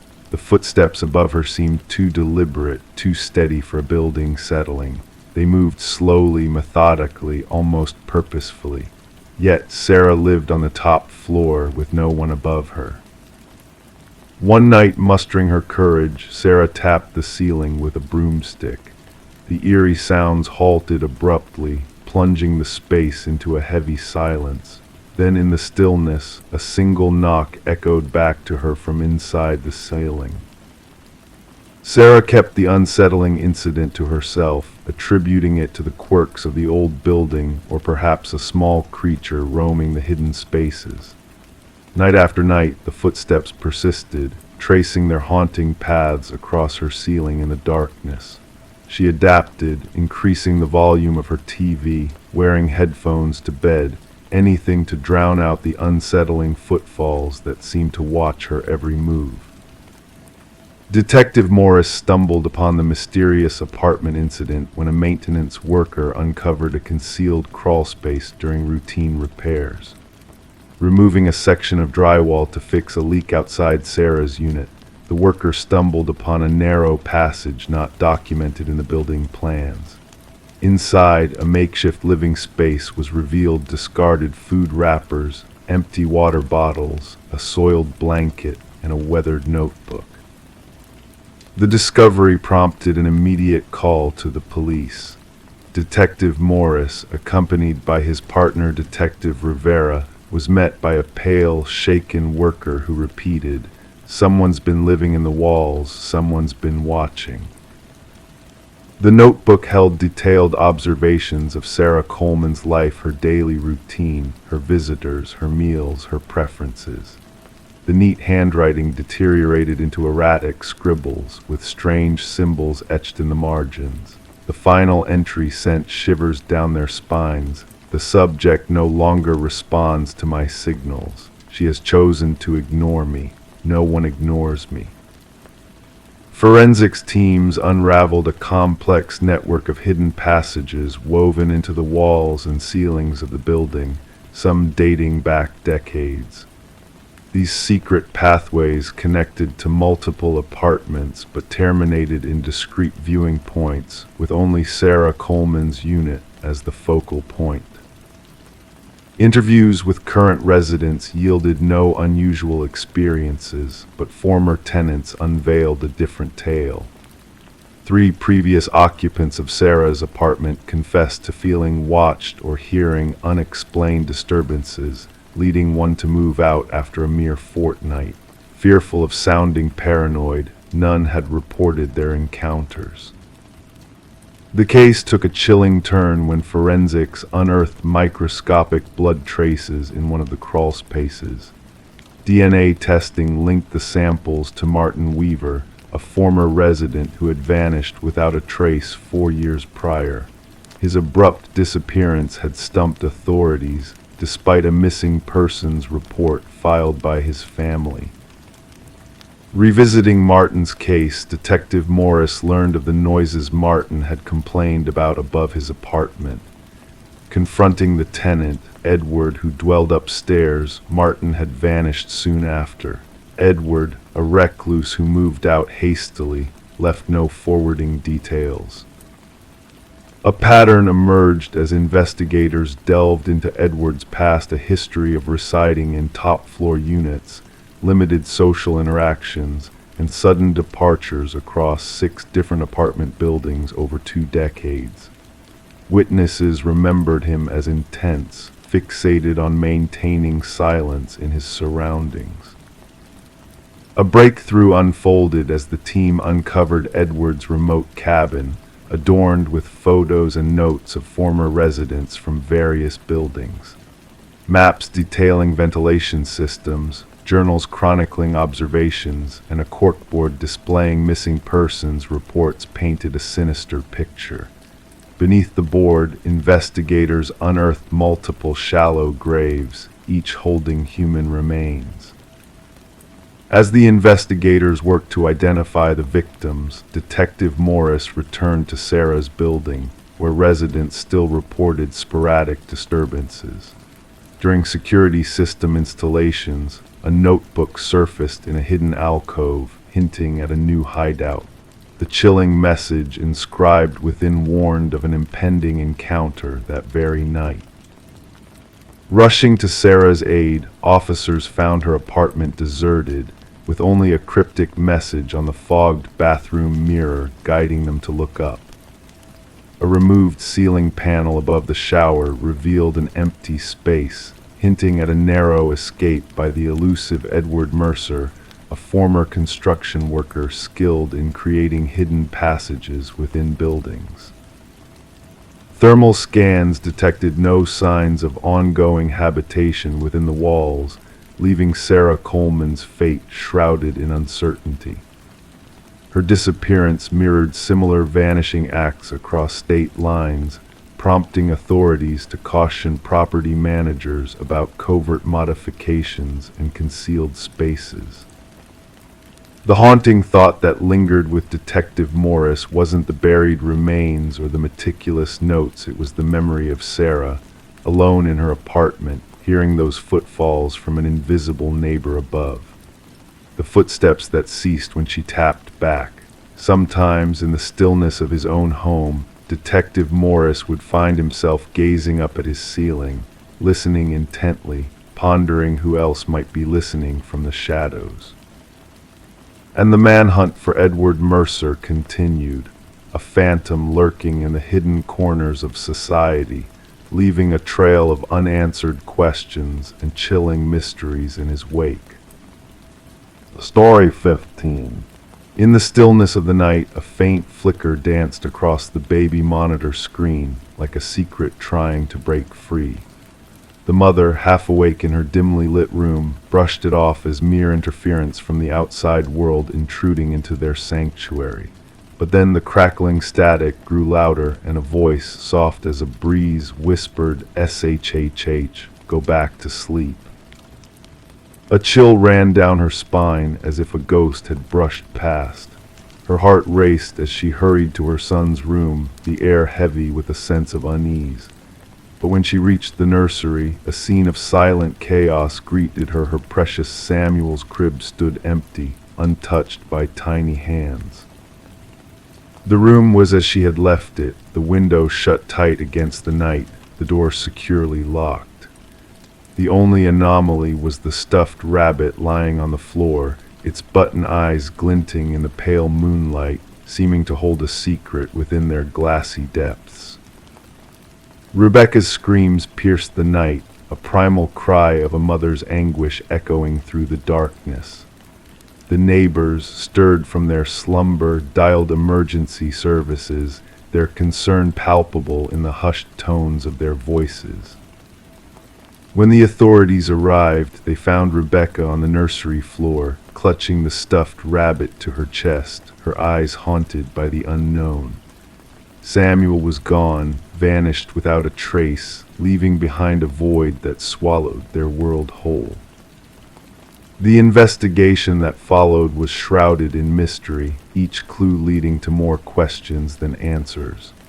There were no signs of forced entry, no alarms triggered in the dead of night. The baby monitor footage, once a source of comfort, now held only whispers and static, a cryptic message from the shadows. Suspicions turned toward Rebecca, her past struggles with postpartum depression casting a shadow over her grief. Her husband, Daniel, returned from his business trip, his absence a glaring absence in the storm of accusations. But then a glimmer of hope, a thread of evidence that unraveled a tale of deceit and betrayal. Microscopic fibers, foreign to their home, clung to the nursery windowsill, hinting at a clandestine entry from the outside world. Security footage from the neighbors revealed a phantom figure skirting the edges of the night, leaving behind only whispers of their presence. A boot print in the garden soil spoke of a climber's skill, a shadowy silhouette moving with purpose in the dark. As the pieces fell into place, Daniel's facade crumbled, revealing a web of lies woven with precision. His hands, marked by calluses of a secret hobby, betrayed his involvement in a sinister plot. The truth emerged like a specter from the past Elaine, a forgotten chapter in Daniel's life, resurfaced as the orchestrator of their nightmare. Her eyes, vacant yet filled with longing, told a story of loss and obsession. Samuel, found alive in a hidden basement, became a symbol of resilience in the face of darkness. Rebecca, shattered yet unbowed, sought solace in a new beginning, far from the shadows that haunted their past. The trial laid bare the extent of their deception, the baby monitor's whispered secrets finally heard in the harsh light of truth. Daniel's cough, a damning echo of his guilt, sealed their fate as justice unfurled its wings. As the chapter closed on their harrowing ordeal, Rebecca held onto the stuffed rabbit, a silent witness to the night that changed their lives forever. Its glassy eyes, once a source of comfort, now harbored the reflection of a truth too painful to confront. And so the night whispered its secrets, the darkness giving way to a new dawn of hope and healing. Samuel, unaware of the shadows that once loomed over his crib, would grow up in the light of a love that never wavered. And Rebecca, with the past locked away in a box, found peace in the gentle lullaby of a future untarnished by fear. Story 16. The hotel lay nestled in the shadows, its worn facade a testament to forgotten memories. Guests passed through its doors like fleeting shadows, seeking respite for a single night. The clerk, with eyes that held untold stories, handed her the key with a cryptic warning. Just don't take the last door on the left, his words barely a whisper in the stale air. Intrigue coursed through her veins, pulling her towards the forbidden. That night, guided by a mysterious force, she wandered down the dimly lit corridor, each step echoing in the silence. When she reached the ominous door, a chill crept up her spine as she touched the icy handle. To the naked eye, it appeared no different from its companions, blending seamlessly into the faded wallpaper, yet, as she pressed her ear against it, a faint breath whispered from the other side. Detective Morgan Reed, a seeker of truths shrouded in darkness, entered the room with a heavy heart. The scene unfolded before her like a macabre painting. The scent of blood hung heavy in the air, a metallic tang that clung to her senses. The room itself held secrets within its walls, a pristine bathroom juxtaposed with the horror that stained the carpeted floor. A young woman, her life stolen in a moment of brutality, lay motionless, her gaze fixed on unseen horrors above. Reed knelt beside the victim, a silent witness to the tragedy that had unfolded. The forensic technician moved with practiced precision, capturing the scene in a dance of light and shadow. Third one this season, his words cut through the silence like a blade, each syllable heavy with the weight of sorrow. As the investigation unfolded, Reed delved deeper into the darkness that enveloped the victim's final moments. The pieces of the puzzle began to coalesce, a pattern emerging from the chaos. 3 women, connected by threads of tragedy, each meeting their demise in the shadows of forgotten motels.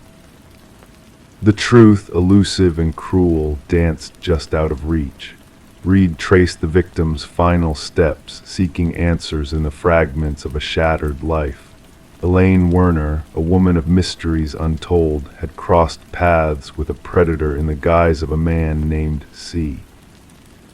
The threads of deception led to Charles Emerson, a man of shadows and deceit.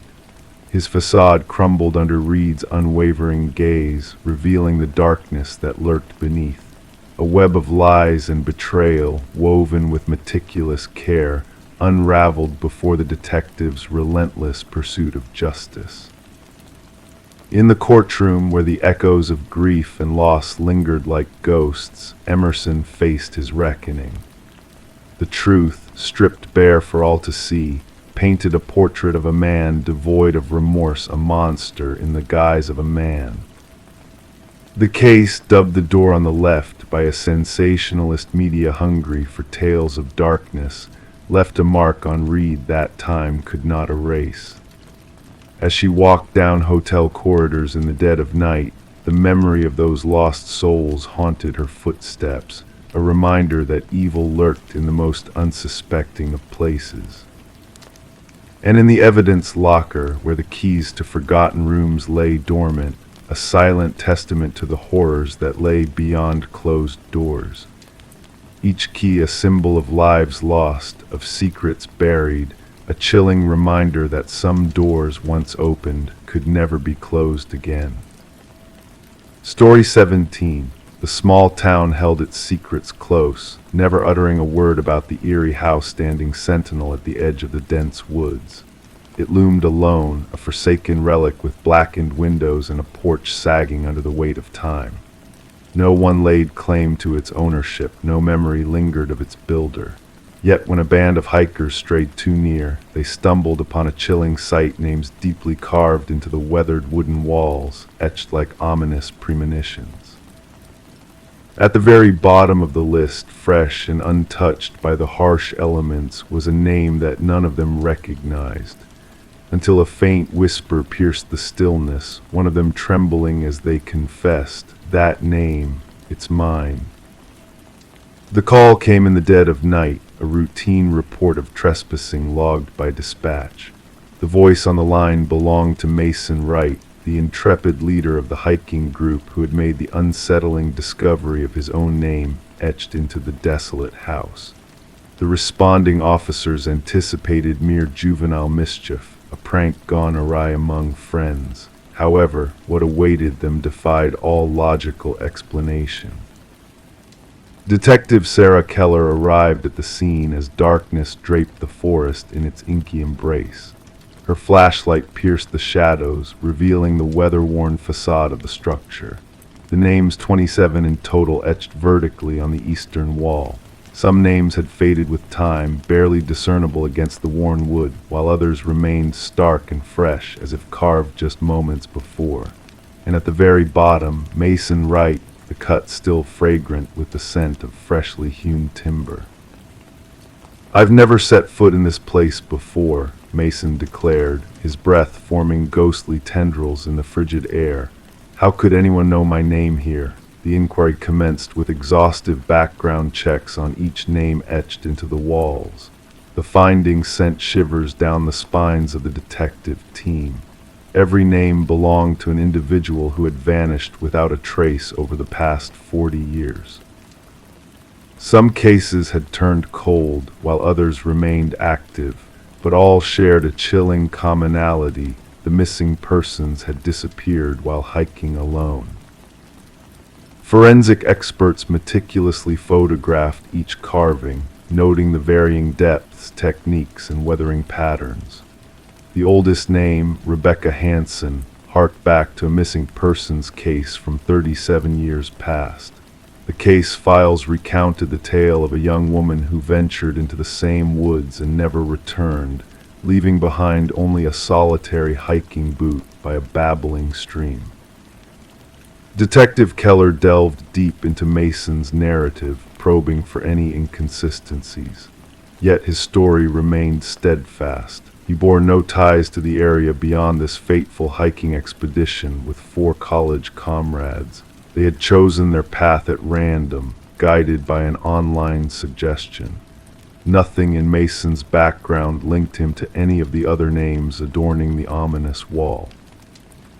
The focus of the investigation shifted to Mason's companions. Emily Chen, the group's photographer, furnished snapshots captured during their trek. Upon scrutinizing the images, analysts discerned a disquieting presence: a blurred figure lurking in the backdrop of 3 separate photographs.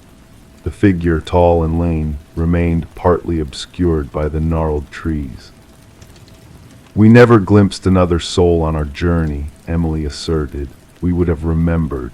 Detective Keller ordered a thorough search of the interior of the abandoned house. The edifice appeared forsaken, draped in a cloak of dust, with shattered furniture strewn haphazardly.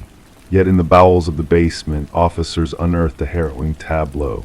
The personal effects of the missing hikers were meticulously arranged on wooden shelves: watches, backpacks, cameras, wallets. Each item meticulously labeled with a name corresponding to those adorning the exterior wall. The evidence team toiled methodically, cataloging every piece. Under the stark beams of ultraviolet light, patterns of bloodstains emerged on the concrete floor, decades-old marks that someone had desperately tried to erase. Ground-penetrating radar yielded no sign of bodies interred beneath the house. Yet the cadaver dogs incessantly signaled at the rear of the property where the forest loomed densest. As the investigation heightened, Detective Keller observed peculiar behavior from Mason Wright. He began reporting inexplicable phenomena, whispers echoing outside his abode, footprints tracing through fresh snow to his doorstep, only to vanish in the wintry expanse, and shadowy figures observing from the dimly lit street. The precinct assigned an officer to safeguard him, but Mason descended into a spiral of paranoia. The breakthrough arrived when researchers unearthed buried land records squirreled away in county archives. The residence had once belonged to a reclusive hunter named Victor Blackwood. Neighbors recounted fleeting encounters with the unnaturally tall, emaciated man who shunned social interaction. Blackwood had vanished without a trace 15 years prior, his disappearance never probed officially. Armed with a warrant, Detective Keller spearheaded an expedition to scour the encompassing forest. The search party unearthed a labyrinth of rudimentary hunting blinds strategically stationed along the favored hiking trails. Within one blind, they stumbled upon a journal brimming with meticulous observations, hikers' descriptions, their paths, gear, and routines. The script mirrored samples from the scant documents attributed to Victor Blackwood. The entries morphed from detailing hunting strategies for fauna to chilling accounts of humans as quarry their behaviors, vulnerabilities, and the methodical process of their harvest. The hunt for Blackwood spanned multiple jurisdictions, with helicopters equipped with thermal imaging scouring the verdant expanse and tactical units methodically combing through every nook and cranny. Yet the elusive suspect remained a phantom evading capture. Mason Wright ceased all communication, his whereabouts a mystery. Officers dispatched to his domicile found the door ajar, the rooms barren. On the bedroom wall, freshly carved with precision, a solitary sentence loomed ominously: "The hunter becomes the hunted."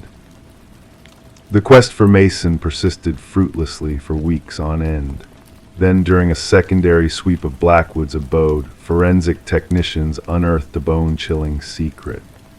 Concealed behind a false partition in the basement, they stumbled upon a compact workshop replete with woodworking tools, jars of wood preservatives, and a freshly carved wooden plaque inscribed with a novel name not yet affixed to the exterior wall. Detective Keller instantly recognized the name. It belonged to the principal forensic technician who had combed through the house during the initial investigation.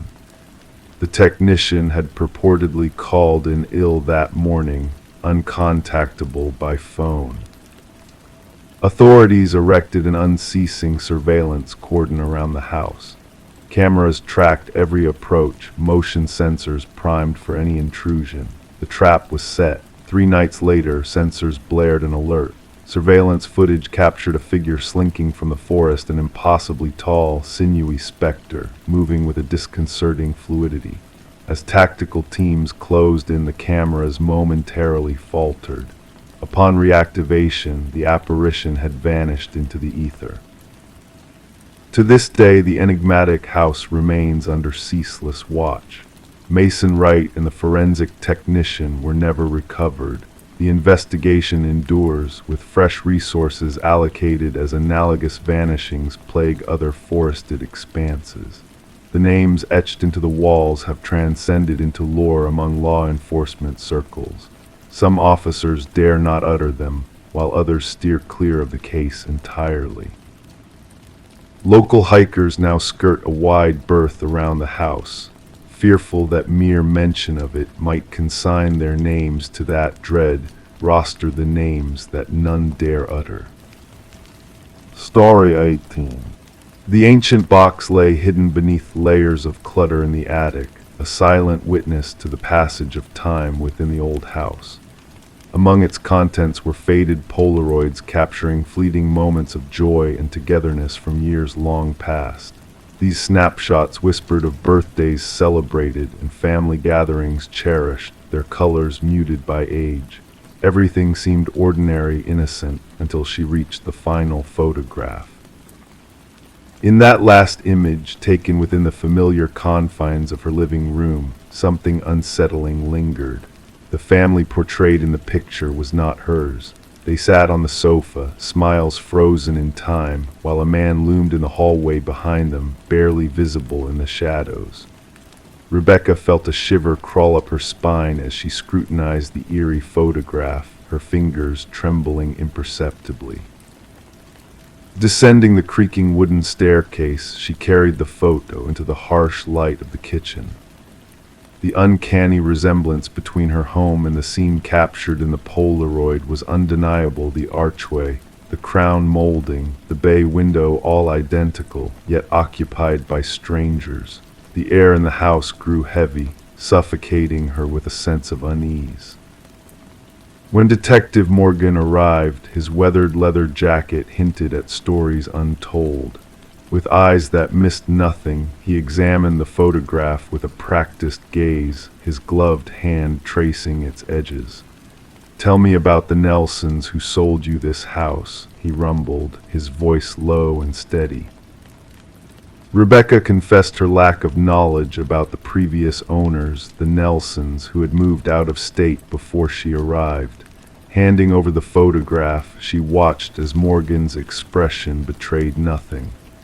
"May I keep this? Our team might be able to shed light on the family in this photo," he requested. And so the investigation commenced in silence. The Nelsons led to the Crawfords, who led to the Mornos, forming a chain of former residents stretching back in time. Detective Morgan meticulously pieced together a puzzle of vanished families, each occupying the house for precisely 1 year before disappearing without a trace. A breakthrough emerged unexpectedly when a former mail carrier identified the family in the photo as the Sutherlands, who had mysteriously vanished after a year of residence. Forensic analysis of the Polaroid revealed eerie details hinting at staged perfection, with the shadowy figure in the hallway remaining an enigmatic presence. As the investigation delved deeper, a chilling pattern emerged. 5 families had vanished from the house over 5 years, leaving behind no clues to their sudden disappearances. The house's dark history unraveled further with the revelation of the enigmatic architect, Samuel Whitfield, who had vanished under mysterious circumstances after completing the construction. Beneath the basement's concrete floor, a grim discovery awaited the preserved remains of all the missing families, each frozen in time with their possessions. Among them, the same camera that had captured the haunting Polaroid was found, along with a hidden crawlspace in the attic housing a sinister journal detailing the family's observations. Rebecca was relocated for her safety, but the haunting presence of the unseen watcher lingered.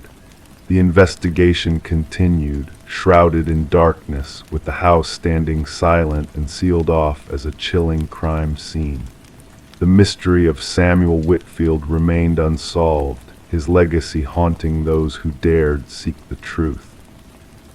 As night descended, whispers of new families and unseen watchers echoed through the empty rooms, where shadows danced and secrets slumbered.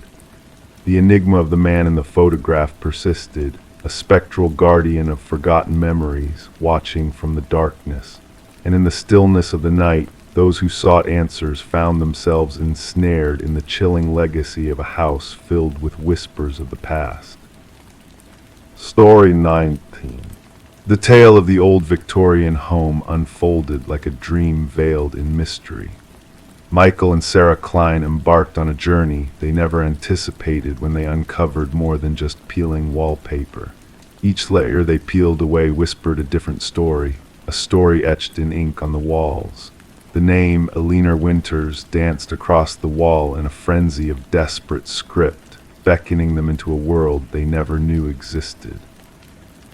The house, with its elegant charm and intricate woodwork, seemed to hold secrets within its walls. A simple water stain led to a discovery that would unravel decades of unanswered questions. As they delved deeper, the layers revealed not just patterns of a bygone era, but a haunting presence, a name that tied them to a past they couldn't escape. Eleanor Winters, a name shrouded in mystery, led them down a path of obsession and intrigue. The woman who had sold them the house, Margaret Cavendish, bore an uncanny resemblance to the missing Eleanor. The pieces of the puzzle began to fit together in a chilling harmony, painting a portrait of deception and tragedy. Their nights became consumed with unraveling the enigma of Eleanor Winters. Each clue they unearthed brought them closer to the truth, a truth that lay buried beneath the layers of time. The missing persons case from decades ago intertwined with their present, blurring the lines between reality and the echoes of the past. The discovery of hidden spaces and forgotten identities only deepened the mystery, drawing them into a web of deceit spun by a fractured mind. The walls of the house held not just memories, but the weight of a terrible secret, a secret that refused to stay buried.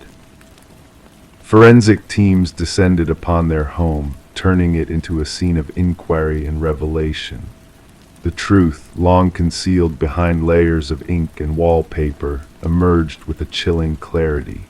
Eleanor Winters, long thought lost to the shadows of time, found her voice through the confessions of the walls. Rebecca Eldridge, a name synonymous with darkness and obsession, emerged as the architect of a tragedy that spanned decades. Her fractured mind, plagued by dissociative identity disorder, wove a tapestry of deceit and despair, leaving behind a trail of shattered lives in her wake.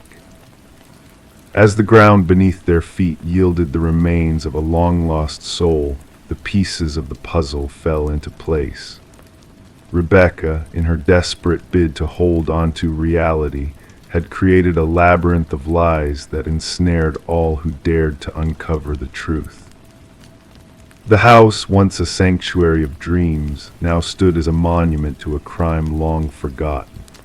The walls, bearing the scars of a tormented mind, whispered tales of a past that refused to be silenced. Michael and Sarah's idyllic home had transformed into a nexus of darkness and revelation, forever marked by the echoes of a name written in ink of leaner winters.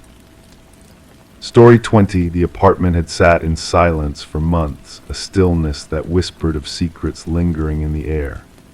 When the new tenants arrived, their expectations were low, perhaps just a layer of dust, a few forgotten relics left behind. But there was one door that refused to yield, a stubborn barrier that guarded its mysteries. Locked from within, it beckoned with an air of intrigue. The landlord, with furrowed brow, finally coerced the door open, anticipating a trove of old belongings. Instead, what awaited them was a scene that sent shivers down their spines. The walls bore witness to a haunting tale, etched with deep, uneven scratches that spoke of desperation and captivity. And nestled in the shadows of the room, an ancient flip phone lay dormant, its screen illuminated by a single unread message. Detective Morgan Shaw, a seasoned investigator with a keen eye for the enigmatic, felt a chill creep up her spine as she surveyed the unsettling display before her. It wasn't the presence of blood or violence that unsettled her, but the silent screams of those scratch marks, a silent testament to a struggle for freedom. "We need forensics on site immediately," she instructed her partner, Officer Reed, who was diligently capturing the haunting marks on camera, "and bring me the records of the previous tenants." The message on the phone, stark in its simplicity, bore a weight of ominous knowledge. "I know what you did."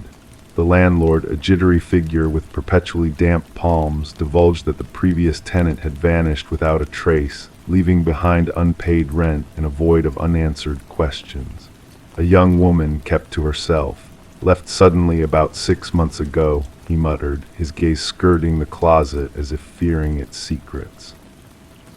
Forensic analysis unveiled a grim truth hidden within the scratches, traces of blood that painted a grim picture.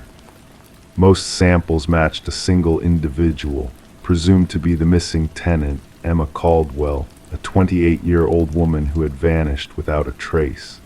But there were 2 other DNA profiles discovered, one unidentified, the other belonging to a man who had supposedly met his demise 2 years prior.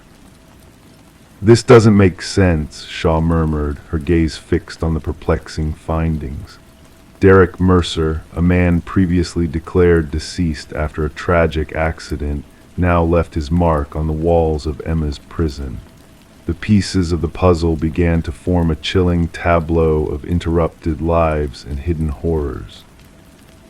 Emma's apartment whispered of a life abruptly halted, unopened mail, a forgotten coffee mug, a bed meticulously made. Her phone records revealed a pattern abruptly broken, with a flurry of calls from an unknown number preceding her disappearance. Her sister mentioned a mysterious boyfriend, Officer Reed relayed. No name, just described as intense and private. Surveillance footage captured a shadowy figure entering Emma's building, a man obscured by a baseball cap and cloaked in shadows. The breakthrough came when fingerprints belonging to Derek Mercer were uncovered on the closet's interior doorknob. He staged his death, Shaw concluded, but for what purpose and what connection does he harbor with Emma? The murky waters of the investigation led to another missing woman, Lynette Porter, who had vanished years before. A trail of breadcrumbs linked her to Emma's story, with witnesses recalling a familiar figure frequenting Emma's residence. Shaw's relentless pursuit of the truth unveiled a web of deceit and depravity woven by Derek Mercer. A remote property owned by Mercer's kin yielded a macabre discovery. Lynette Porter, emaciated and broken, imprisoned in a space reminiscent of Emma's confinement. "He forced me to watch," she whispered, her eyes vacant with trauma. "Said I needed to understand the consequences of defiance." The evidence piled up, painting a harrowing portrait of Mercer's obsession with dominance and suffering. Journals chronicled his descent into madness, photographs captured the haunting visages of his victims, and videos revealed Emma's final moments of terror. "No one uncovers my secrets," his voice echoed in the recordings, a chilling reminder of his twisted motives. The hunt for Derek Mercer spanned borders, a man with a thirst for control and a hunger for suffering. Amidst the manhunt, forensic experts unraveled the intricate tapestry of his deception, unmasking a predator hidden in plain sight. Captured at a bus terminal, Mercer bore a facade of calm detachment during interrogation, his words laced with a sinister clarity. "She sent that message herself," he claimed, deflecting blame onto his victim. "She sought her fate, and I merely obliged." The trial laid bare Mercer's intricate ruse, a carefully orchestrated plan to evade justice and prey on unsuspecting souls. Emma's body remained a phantom, lost to the confines of that suffocating closet where her spirit had fought for freedom. The jury's verdict came swiftly, a unanimous declaration of guilt that sealed Mercer's fate. As the sentence of life imprisonment echoed through the courtroom, Mercer's stoic demeanor betrayed a hint of perverse satisfaction, a private triumph known only to him. In a moment of catharsis, Lynette Porter addressed the court, her voice a beacon of resilience in the face of darkness.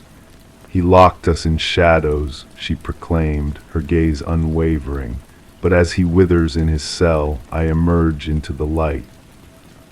The case left an indelible mark on the department, reshaping protocols for missing persons investigations and shedding light on the insidious nature of hidden horrors.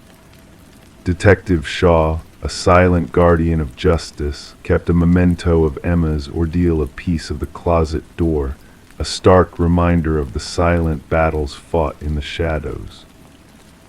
And as the night enveloped the world in its embrace, the echoes of that harrowing tale whispered through the darkness, a somber lullaby that carried the promise of solace and closure.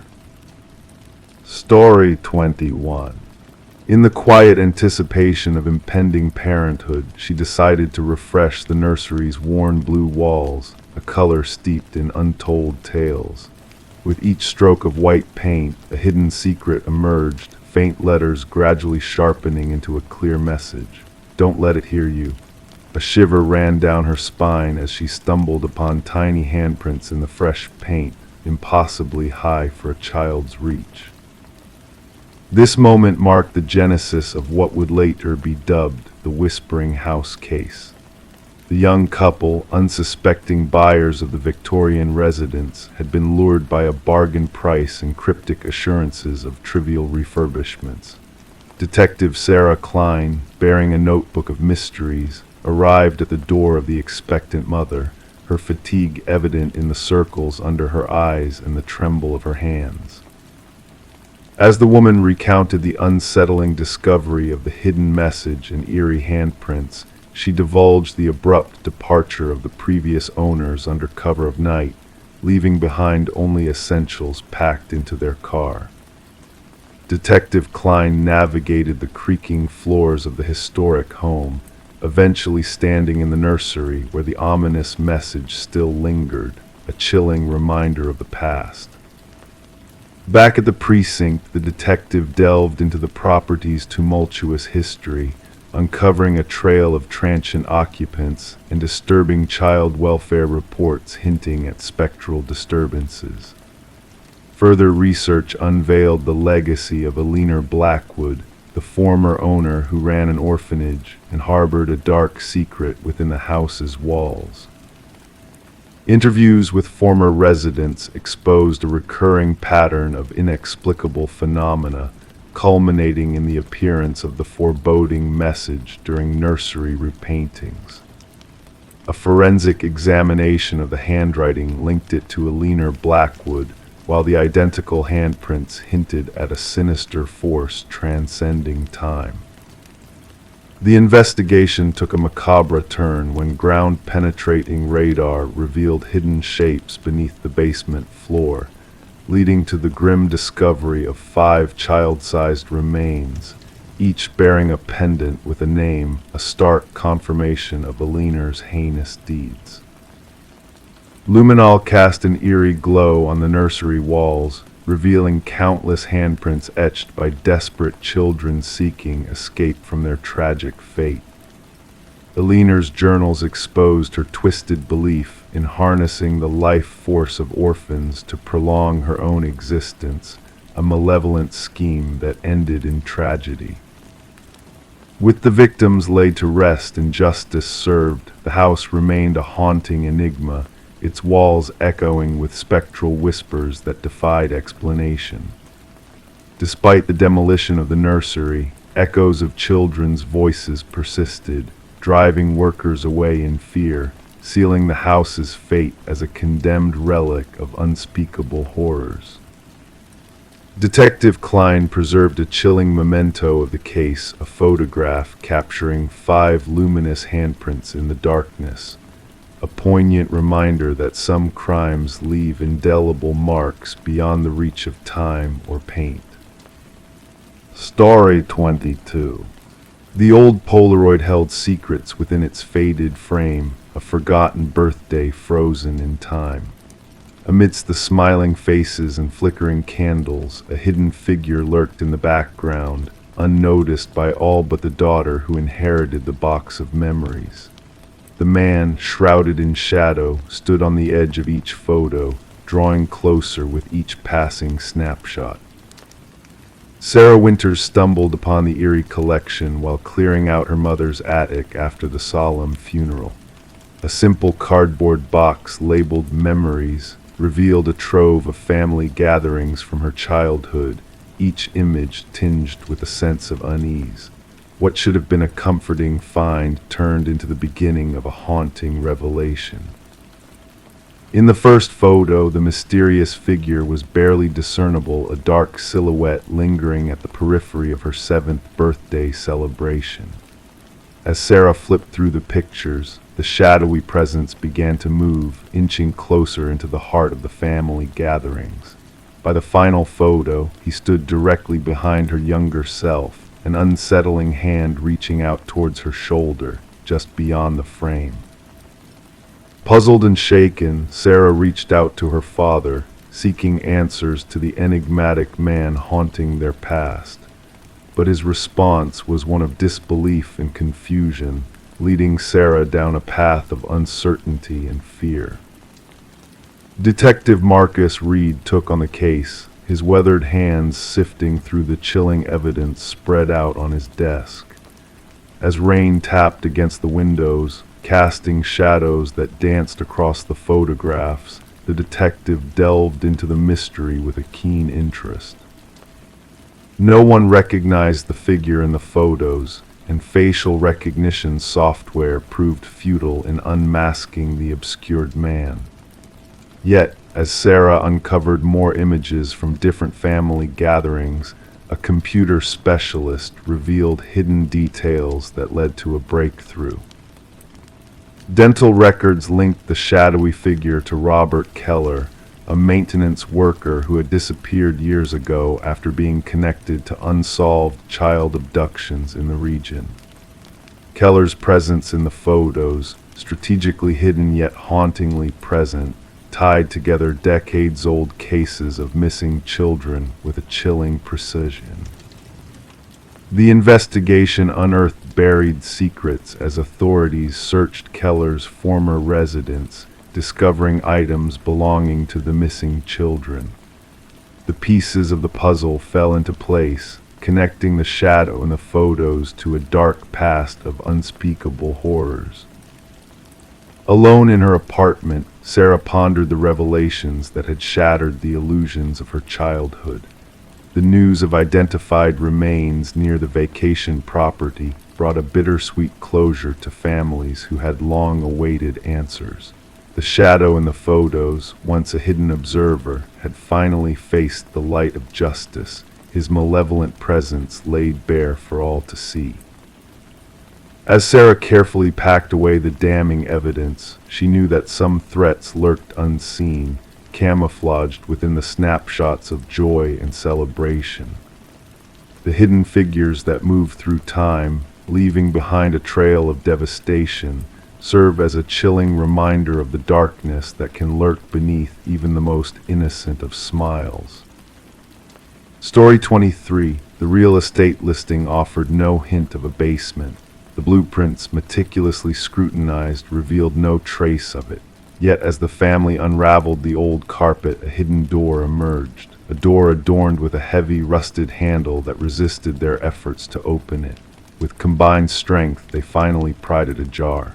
A rush of stale air, thick with the aroma of damp earth, welcomed them. The descending steps beckoned into the shadows below. Expecting a storage space, they were met with a solitary chair bathed in the gentle sway of a lone light bulb above. And on the wall behind it, a chilling display, a line of photographs capturing moments from their own lives. The Mercer family had ventured into this suburban abode during the wintry embrace of early darkness, where leafless trees loomed against the cold sky. The aging two-story structure exuded character, or so they had convinced themselves. Little did they foresee the depth of history veiled within its walls, or the jarring collision it would make with their present reality. Detective Sarah Connors materialized at the scene alongside her partner, the crime scene perimeter already cordoned off with fluttering yellow tape. Mrs. Mercer's quivering voice had relayed the unsettling discovery concealed beneath their living room floor. "We must document everything before further exploration," Connors directed methodically, gloving her hands with precision. Camera flashes intermittently illuminated the stairwell as the forensic team captured the eerie tableau. The wooden steps creaked underfoot as they descended. The basement, compact and somber, mirrored the dimensions of a standard bedroom, with its concrete walls cloaked in flat gray paint. A lone chair anchored to the floor at the room's heart. Above it, the stark bulb cast elongated shadows, twirling gently with an imperceptible draft.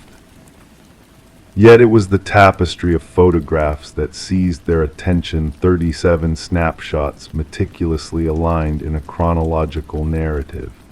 "These reach back nearly 4 weeks," remarked Connor's partner, scrutinizing the timestamps inscribed on the prints.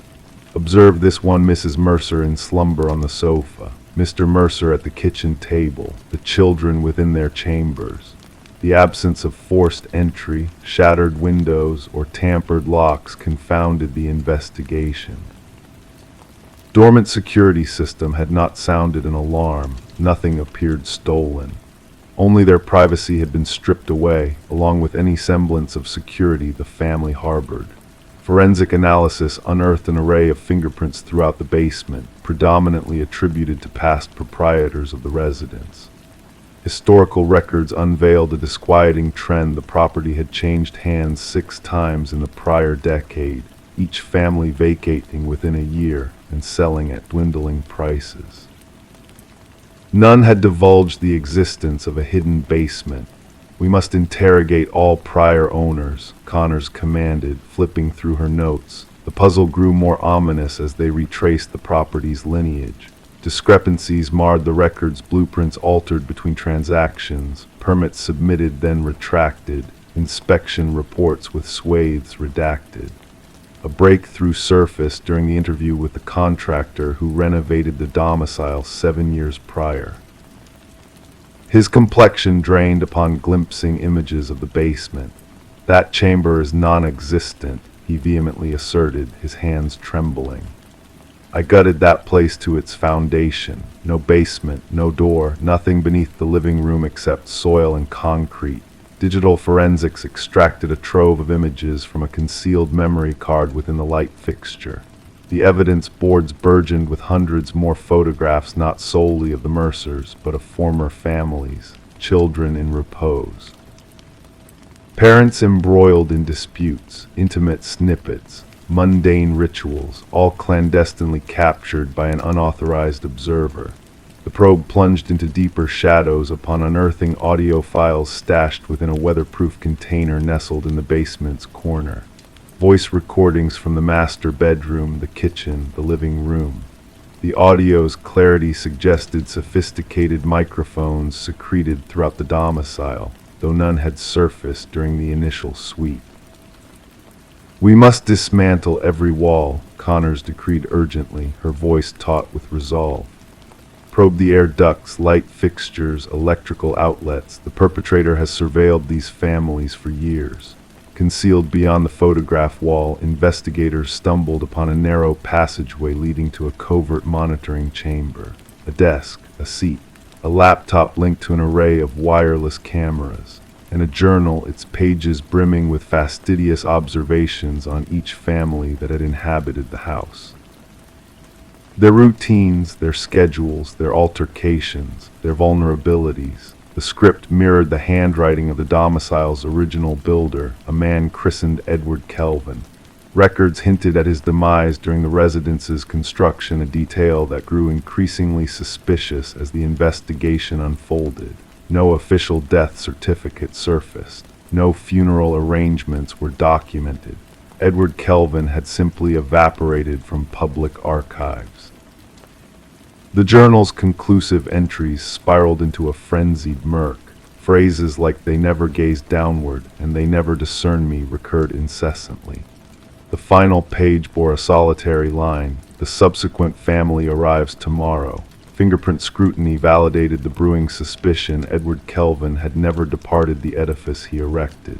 Concealed within its hidden niches, he had crafted a labyrinth of watch points to surveil families unaware of his presence. The manhunt spanned 3 days. They unearthed him coiled within a crawlspace betwixt the second-story chambers, his physique gaunt and sinewy, honed for traversing the narrow passages he had fashioned within the walls. His eyes blinked in the glare of flashlights, unaccustomed to direct illumination. During interrogation, Kelvin narrated the families as if they were players in his private theater. He delineated his observations with the clinical detachment of a scientist monitoring specimens. He had refrained from contact, larceny, or direct interference in their lives. He had merely watched, recorded, noted. They extended the invitation, he confided to investigators, his tone soft and rational. They signed the agreements, they became mine. The psychiatric evaluation diagnosed Kelvin with severe delusions, perceiving himself as the house's custodian rather than an intruder. The families were transient inhabitants in what he deemed his eternal abode. The Mercer family never returned to the premises. Like their predecessors, they forsook their possessions, salvaging solely what fit in suitcases. The house languished uninhabited as the judicial process unfolded. The trial divulged the expanse of Kelvin's surveillance network, hidden chambers accessible solely through crawlspaces, observation points integrated into the edifice, meticulously plotted afore the initial brick was laid. The abode had been conceived as an observation apparatus from its inception, its inhabitants unwitting participants in Kelvin's obsessive cataloging. Upon the jury's pronouncement, Kelvin remained impassive. He had already receded into the recesses of his mind's architecture, where he could still navigate unseen through the house's passages, now extant solely in memory. The property was ultimately razed, its subterranean depths excavated and filled. Yet for the families that dwelt there, the violation lingered. They were haunted not by what had been seized from them, but by what had lurked unseen, observing, eavesdropping, recording their most intimate moments from within walls they had trusted to safeguard them. At times of hush, they found themselves gazing toward air vents, light fixtures, the junctures where walls met ceilings, pondering if they were indeed solitary now, questioning if they ever truly had been. Story 24. The old house had sat silent and deserted for countless seasons, a relic of a past shrouded in mystery.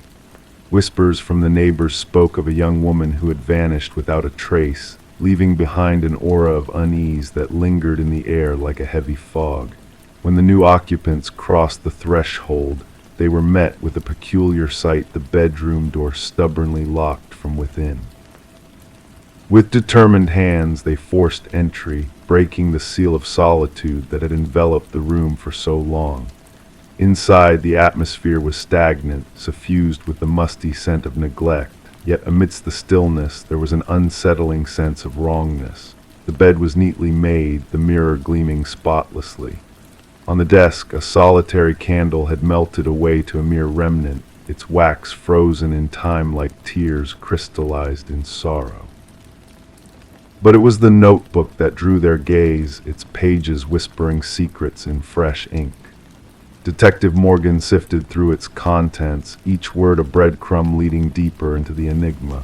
The script belonged to Elise Winters, a name lost to the shadows for nearly half a decade.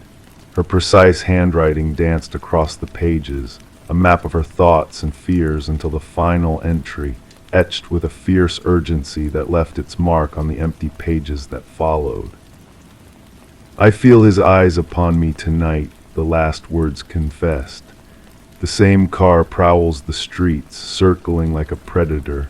I've reached out for aid, but my pleas fall on deaf ears. If the darkness claims me, know that it was no chance occurrence." As the detective sealed the notebook in evidence, a lingering scent hung in the air, a subtle hint of dust mingled with a faint chemical tang. The landlord hovered in the doorway, his countenance pallid and troubled. "We combed through every inch before offering it up for habitation," he murmured. "That door was never meant to be sealed shut." Elise had been a paralegal at the esteemed Harriman and Associates, her days consumed by the intricacies of high-stakes legal battles.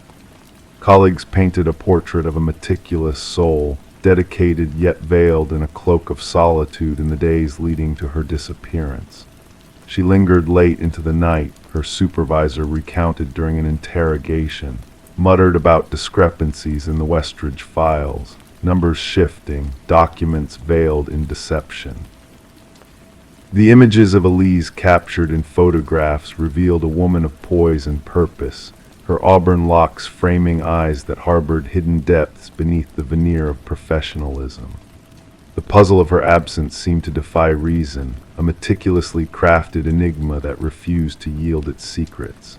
The bedroom offered scant clues, a frozen tableau untouched by chaos. No signs of struggle, no stains of crimson, just a snapshot frozen in time, a ghostly echo of a life interrupted. The forensic team meticulously combed the room, unearthing faint traces of the past in the shadows of the present. The fingerprints whispered tales of those long gone, weathered by time and neglect. Yet it was the absence of prints on the doorknob and windowsills that spoke volumes, a deliberate erasure of evidence, a calculated act of concealment. A hidden compartment concealed within the bowels of the room yielded a treasure trove, a key to a safe deposit box, a gateway to revelations buried in darkness. Documents unearthed from the depths of secrecy unveiled a web of deceit woven between Westridge Pharmaceuticals and the corridors of power at Harriman and Associates. Digital echoes whispered of falsified trials, of lives sacrificed at the altar of corporate greed. As the truth unfurled its tendrils, the veil of deception began to fray. Harriman's shadow loomed large, his hands stained with the blood of innocence. The path to justice twisted and turned, a labyrinthine journey through the heart of darkness. The missing pieces of the puzzle fell into place, painting a portrait of betrayal and avarice. Vincent Harriman's fall from grace was swift and merciless. the shackles of justice binding him to a fate of his own making. Behind the facade of innocence, the truth lay bare, a predator in sheep's clothing, a wolf among the flock. The echoes of Elise's voice resounded through the courtroom, a testament to her courage and conviction. The room where she penned her final testament remained a silent witness to her defiance, a sanctuary of truth in a world veiled in shadows.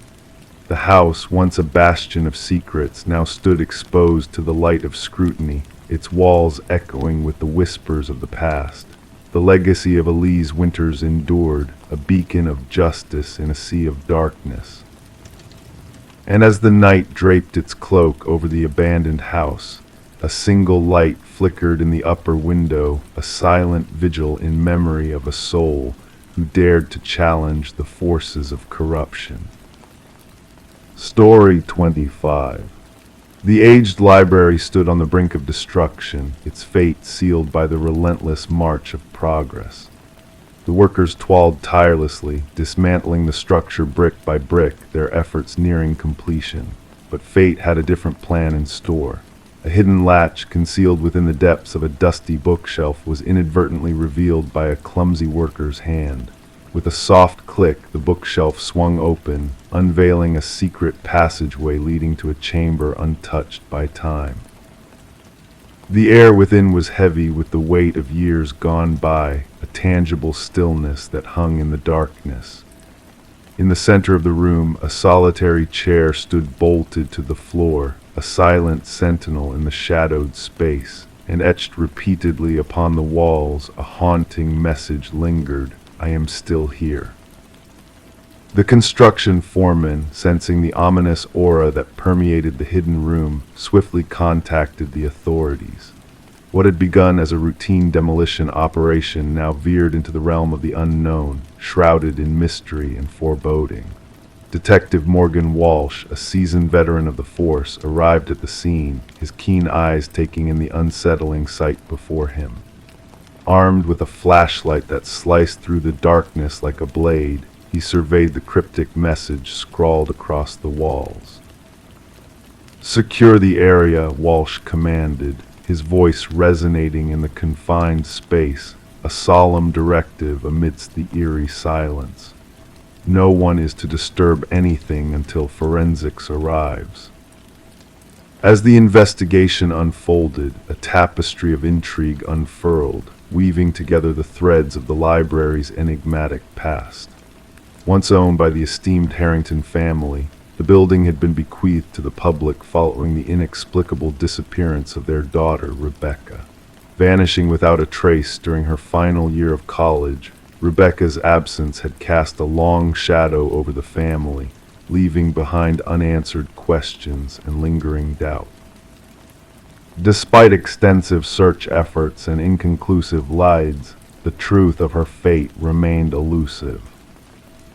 Forensic experts meticulously combed through the hidden chamber, unearthing traces of a harrowing struggle that had unfolded within its walls. Hair and fibers embedded in the ancient chair, along with faint hints of blood and skin cells etched into the scratched walls, painted a grim picture of captivity and desperation.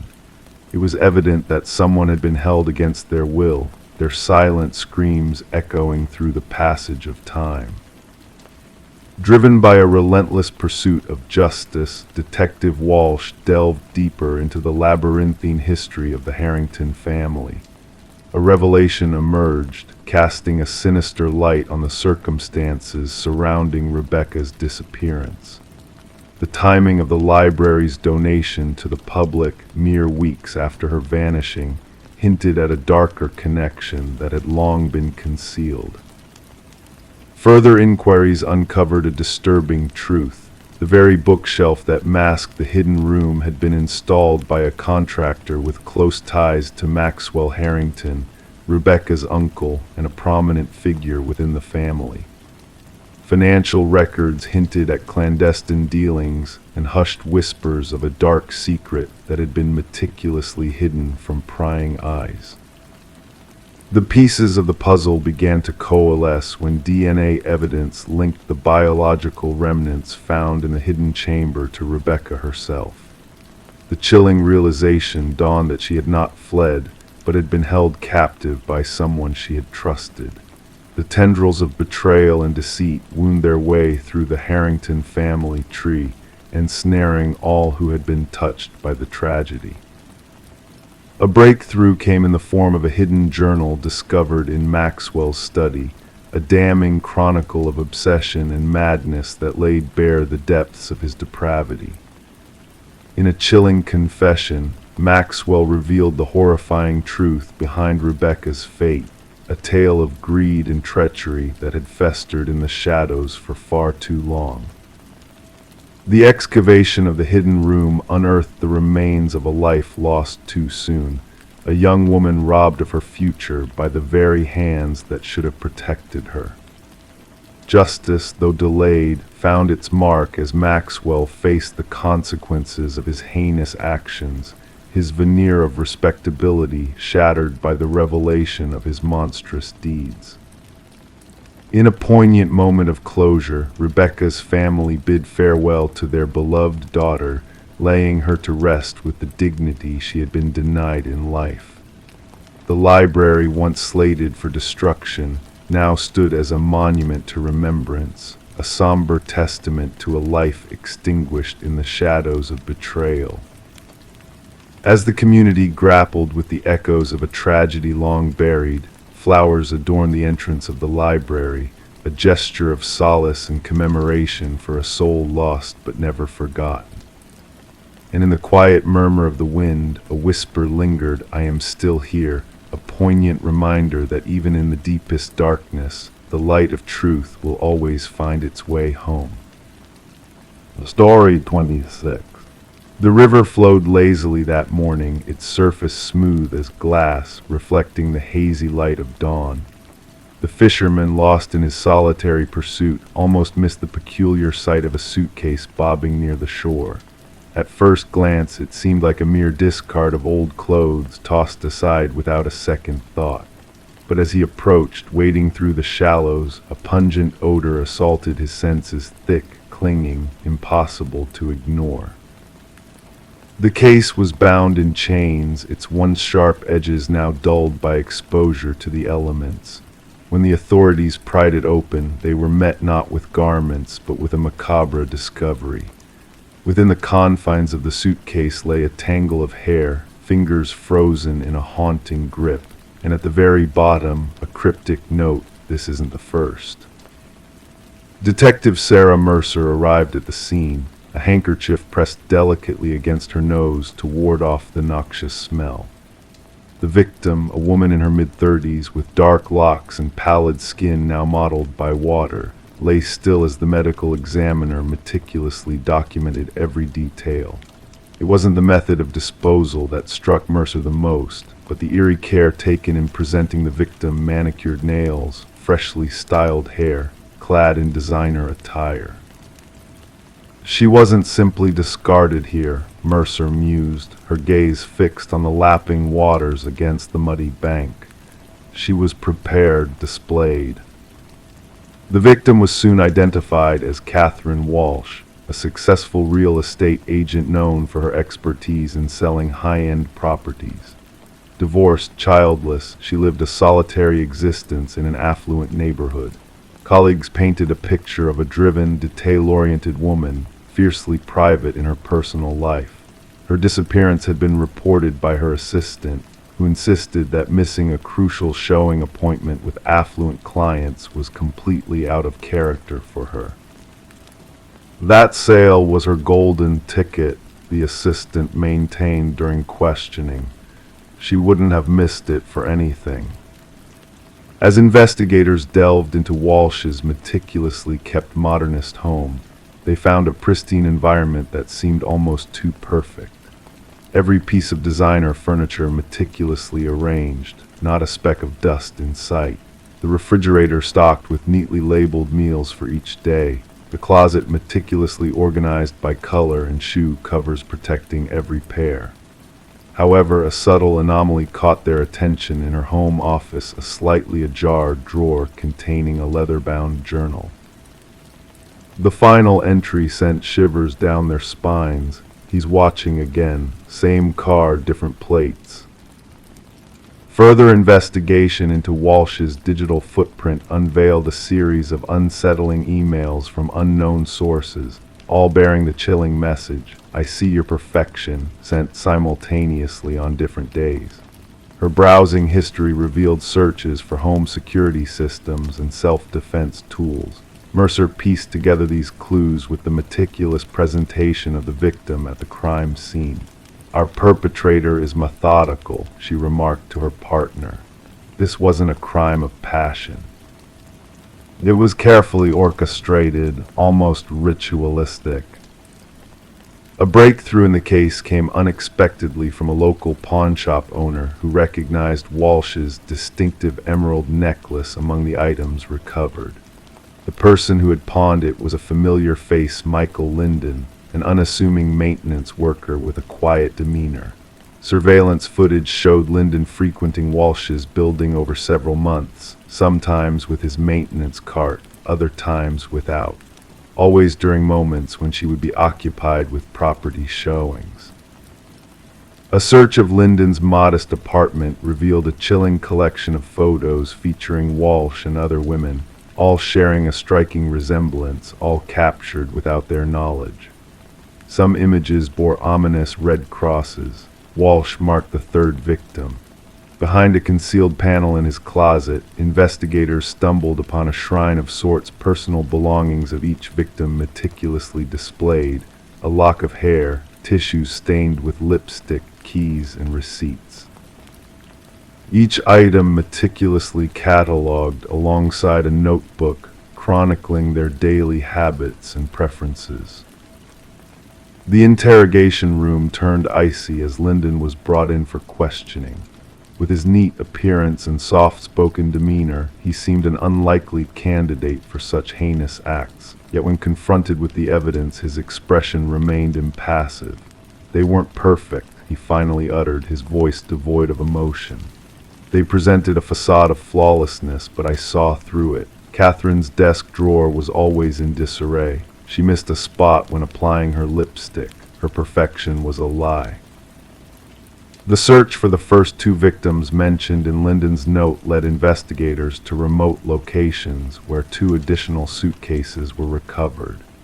Inside each lay women resembling Walsh, fellow real estate agents who projected an image of meticulous perfectionism.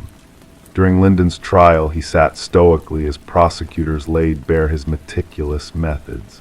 He had shadowed each woman for months, studying their routines, infiltrating their homes, studying their lives. In his twisted perception, he sought to correct what he deemed as their imperfections, combing and styling their hair, applying makeup with precision, dressing them in their finest attire before ending their lives. The families of the victims sat in solemn silence as the judge imposed a life sentence without the possibility of parole. For Detective Mercer, the case was officially closed, yet a lingering sense of unease persisted. What triggered Linden's fixation on these particular women? What deep-seated flaw within himself was he attempting to erase through these grotesque acts? As the river continued its unhurried journey downstream, carrying away all traces of the gruesome events, a stack of chilling notebooks remained on Mercer's desk, a stark reminder that darkness can lurk beneath the facade of ordinary lives, and that sometimes the most perilous predators are those who blend seamlessly into the fabric of society, biding their time, waiting for a single flaw to expose the depths of their depravity. Story 27. The wooden plank shifted under her weight, drawing her gaze downward. Curiosity sparked. She knelt to inspect the subtle disturbance. Her fingertips traced the edges, sensing the hidden gap beneath. The floor whispered secrets of a concealed realm waiting to be unveiled.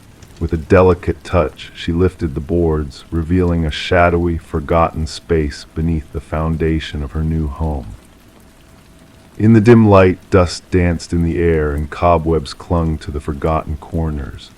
As her eyes adjusted to the darkness, shapes emerged. A mattress, a chair, and tucked away in the far corner, a weathered notebook. Pages filled with a single name repeated endlessly her name. Detective Morgan Reed observed silently as Sarah Coleman peered into the abyss beneath her dwelling.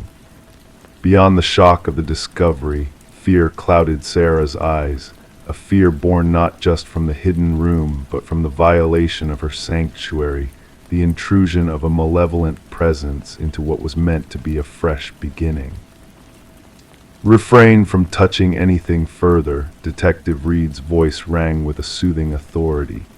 She flicked on her flashlight, casting a revealing beam into the clandestine chamber.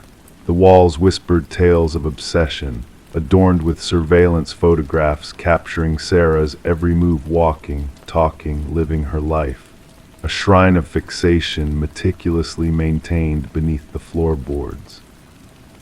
Sarah had acquired the quaint cottage from the estate of Walter Green, a solitary figure who had passed away with no kin to mourn him. The property had stood empty for months before Sarah's arrival. The charming facade had masked the sinister truth lurking beneath. "I never met him, the previous owner," Sarah's voice trembled. "Neighbors mentioned his reclusive nature. I was told the basement was sealed off long ago. The inspection report never hinted at this." Crime scene investigators descended upon the scene, their tools clattering against the wooden floors as they entered. Cameras flashed, evidence was documented, and the mattress, chair, and notebook were carefully extracted from their hidden sanctuary. Forensic analysis revealed a haunting detail. Walter Green's fingerprints blanketed every surface within the chamber. The timeline pieced together by investigators painted a disturbing picture. Walter had shadowed Sarah for years before his demise. He had mingled in her community, frequented her haunts, yet she remained oblivious to his existence. This level of fixation often escalates, the department psychologist explained. From fantasy to fruition, the hidden chamber suggests he was preparing for a more direct confrontation. Detective Reed's inquiry took an unexpected turn when she probed into Walter's past co-worker at the local shopping center maintenance department. The man's uneasy demeanor betrayed hidden truths. He spoke of her at times, the coworker confessed. Said she reminded him of someone else. I dismissed it as harmless infatuation I never imagined. Did he ever speak of plans concerning her? Reed's voice prodded. Not explicitly, but he had this phrase he'd repeat. She belongs with me. I thought it was mere rambling. A search of Walter's workplace locker unveiled a key leading to a storage unit registered in his name. The metal door groaned open, unveiling a meticulous recreation of Sarah's former life furniture, decor, a mannequin mirroring her presence.